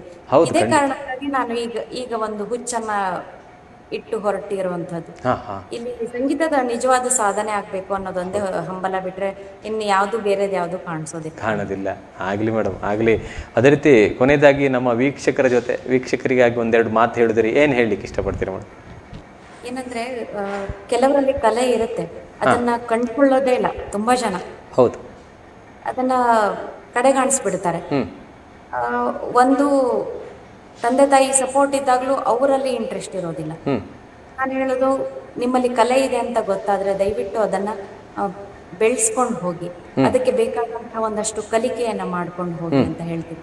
ಆಮೇಲೆ ಕಲಿಕೆಯ ಜೊತೆಗೆ ನಮ್ಮ ವಿದ್ಯಾಭ್ಯಾಸ, ನಮ್ಮ ಜೀವನ ಅದನ್ನು ಕೂಡ ಅದ್ಭುತವಾಗಿ ಇಟ್ಕೊಳ್ಳೇಬೇಕು. ಒಂದು ಒಳ್ಳೆಯ ಗುಣಗಳನ್ನ ಬೆಳೆಸ್ಕೊಳ್ಬೇಕು. ಉತ್ತಮ ಒಂದು ಜೀವನವನ್ನ ನಾನು ನಡೆಸಬೇಕು ಅಂತ ಹೇಳ್ತೀನಿ. ಯಾಕಂದ್ರೆ ಇತ್ತೀಚಿನ ದಿನಮಾನಗಳಲ್ಲಿ ನಾವು ನೋಡ್ತಾ ಇರೋಂಥದ್ದು ನಿಮ್ಗೆ ಗೊತ್ತು, ಎಲ್ಲ ಕಡೆಗೂ ಬೇರೆ ಒಂದು ವಿದ್ಯಮಾನ ನಡೀತಾ ಇದೆ. ಹಾಗಾಗಿ ಎಲ್ರಿಗೂ ಒಳ್ಳೆ ಸಂಸ್ಕಾರ ಬರ್ಲಿ ಅಂತಾನೆ ನಾನು ಹೇಳ್ತೀನಿ. ದೇವರು ಎಲ್ರಿಗೂ ಒಳ್ಳೆ ಸಂಸ್ಕಾರ, ಒಳ್ಳೆ ಜೀವನ, ಒಳ್ಳೆ ಗುಣವನ್ನೇ ಕೊಡ್ಲಿ ಅಂತ ನಾನು ಹೇಳೋದಕ್ಕೆ ಇಷ್ಟಪಡ್ತೀನಿ. ಆಗಲಿ ಮೇಡಮ್, ಅದೇ ಬಹಳ ಖುಷಿ ಆಯಿತು. ದೂರದಿಂದ ನಮ್ಮೊಂದಿಗೆ ಆನ್ಲೈನ್ ಮೂಲಕ ನೀವು ಸಂದರ್ಶನದಲ್ಲಿ 1 ಗಂಟೆಗಳ ಕಾಲ ನಮ್ಮೊಂದಿಗೆ ಮಾತನಾಡ್ತೀರಿ, ನಿಮ್ಮ ಮನದ ವಿಷಯವನ್ನು ಮಾತಾಡಿದಿರಿ, ನಿಮ್ಮ ಆತ್ಮೀಯರು ಕರೆ ಮಾಡಿ ನಿಮ್ಮೊಂದಿಗೆ ಮಾತನಾಡಿದ್ರು. ಹೇಗೆ ಅನಿಸ್ತು ಮೇಡಮ್? ಖುಷಿ ಆಯ್ತಾ ಈ ಕಲಾಂತರಂಗ ಕಾರ್ಯಕ್ರಮದಲ್ಲಿ ಮಾತನಾಡಿದ್ದು? ರಾಜೇಶ್ ಅವ್ರ ಬಗ್ಗೆ ನಾನು ಒಂದೆರಡು ಮಾತಾಡಲೇಬೇಕು. ಸಾಕಷ್ಟು ವರ್ಷಗಳ ಒಂದು ಬಂಧನ ಇದು. ಒಳ್ಳೆಯ ಕುಟುಂಬದಿಂದ ಬಂದಂತವ್ರು ಪಿ ಕಾಳಿಂಗರಾಯರು ಅಂತಂದ್ರೆ ನಾನು ನಿಜವಾಗ್ಲೂ ನಮ್ಮ ಸುಗಮ ಸಂಗೀತದ ಪಿತಾಮಹ. ನಾವು ಅವರನ್ನೆಲ್ಲ ನೆನಪಿಸದೆ ಮುಂದೆ ಹೋಗೋದಕ್ಕೆ ಸಾಧ್ಯನೇ ಇಲ್ಲ. ಅವರೇ ಹಾಕೊಟ್ಟಿರುವಂತ ತಳಹದಿ ಈ ಸುಗಮ ಸಂಗೀತ. ನಾವು ಇವತ್ತು ಏನ್ ಹಾಡ್ತಿದ್ದೀವಿ ಅದೆಲ್ಲ ತಳಹದಿಯನ್ನ ಹಾಕೊಟ್ಟಂತವ್ರೆ ಅವರು. ಆ ಒಂದು ಶ್ರೇಷ್ಠ ಕುಟುಂಬದಿಂದ ಬಂದಂತವ್ರು ನೀವು. ಸಾಕಷ್ಟು ಒಂದು ಒಳ್ಳೆಯ ನಿಟ್ಟಿನಲ್ಲಿ ತಾವು ಕೂಡ ಮುಂದುವರಿತಾ ಇದ್ದೀರಿ. ಇಂಥ ಒಂದು ಒಳ್ಳೆಯ ವೇದಿಕೆಯನ್ನ ಸೃಷ್ಟಿಸಿ ಸಾಕಷ್ಟು ಕಲಾವಿದರನ್ನ ಪರಿಚಯಿಸ್ತಾ ಇದ್ದೀರಿ ನಾಡಿಗೆ. ತುಂಬಾ ಒಳ್ಳೆಯ ಕೆಲಸ ಮಾಡ್ತಾ ಇದ್ದೀರಿ ಸರ್. ನಿಜವಾಗ್ಲೂ ಕಲಾಂತರಂಗ ವೇದಿಕೆಗೆ ನೀವು ಮಾಡ್ತಾ ಇರುವಂತ ಸಂಪೂರ್ಣ ಟೀಮ್ಗೆ ನಾನು ಧನ್ಯವಾದವನ್ನ ಹೇಳೋದಕ್ಕೆ ಇಷ್ಟಪಡ್ತೀನಿ. ಇನ್ನೂ ಒಳ್ಳೊಳ್ಳೆ ಕಾರ್ಯಕ್ರಮಗಳು ಮೂಡಿ ಬರಲಿ. ಖಂಡಿತ ಮೇಡಮ್. ಅದೇ ರೀತಿ ನಿಮಗೆ ನಮ್ಮ ಯು ಚಾನಲ್ ಬಳಗದವರ ಪರವಾಗಿ ಪ್ರೀತಿಯ ಧನ್ಯವಾದಗಳು. ನಿಮ್ಮ ನೀವೆಲ್ಲ ಮನಸ್ಸಲ್ಲಿ ಏನು ಯೋಜನೆ ಇಟ್ಟುಕೊಂಡಿದ್ದೀರಿ ಅದೆಲ್ಲ ನಿಮಗೆ ಫಲಪ್ರದವಾಗಲಿ. ಅದೇ ರೀತಿ ನಿಮ್ಮ ಮುಂದಿನ ಸಂಗೀತ ಪಯಣ ಉತ್ತಮವಾಗಿರಲಿ. ಬಹಳಷ್ಟು ಪ್ರಶಸ್ತಿ ಪುರಸ್ಕಾರಗಳು ತಮ್ಮನ್ನು ಅರಸಿ ಬರಲಿ ಅನ್ನುವಂಥ ಶುಭ ಹಾರೈಕೆಗಳು. ನಿಮಗೆ ನಮ್ಮ ಚಾನಲ್ ಪರವಾಗಿ ಪ್ರೀತಿಯ ಧನ್ಯವಾದಗಳು. Thank you. ಆತ್ಮೀಯ ವೀಕ್ಷಕರೇ, ಇಂದು ನಮ್ಮೊಂದಿಗಿದ್ದವರು ನಮ್ಮ ನಾಡಿನ ಜನಪ್ರಿಯ ಗಾಯಕಿ, ಎದೆತುಂಬಿ ಹಾಡುವೆನು ಖ್ಯಾತಿಯ ಸುರೇಖಾ ಹೆಗಡೆ ಅವರೊಂದಿಗೆ ಮಾತನಾಡಿದ್ವಿ, ಅವರ ಮನದ ವಿಷಯವನ್ನು ತಿಳಿದ್ವಿ. ಹಾಗೆ ಮುಂದಿನ ವಾರ ಇನ್ನೋರ್ವ ಅತಿಥಿಯೊಂದಿಗೆ ನಿಮ್ಮ ಭೇಟಿಯಾಗಲಿಕ್ಕಿದ್ದೇನೆ. ನೋಡ್ತಾ ಇರಿ ಕಲಾಂತರಂಗ ಕಾರ್ಯಕ್ರಮ. ನಮಸ್ತೆ.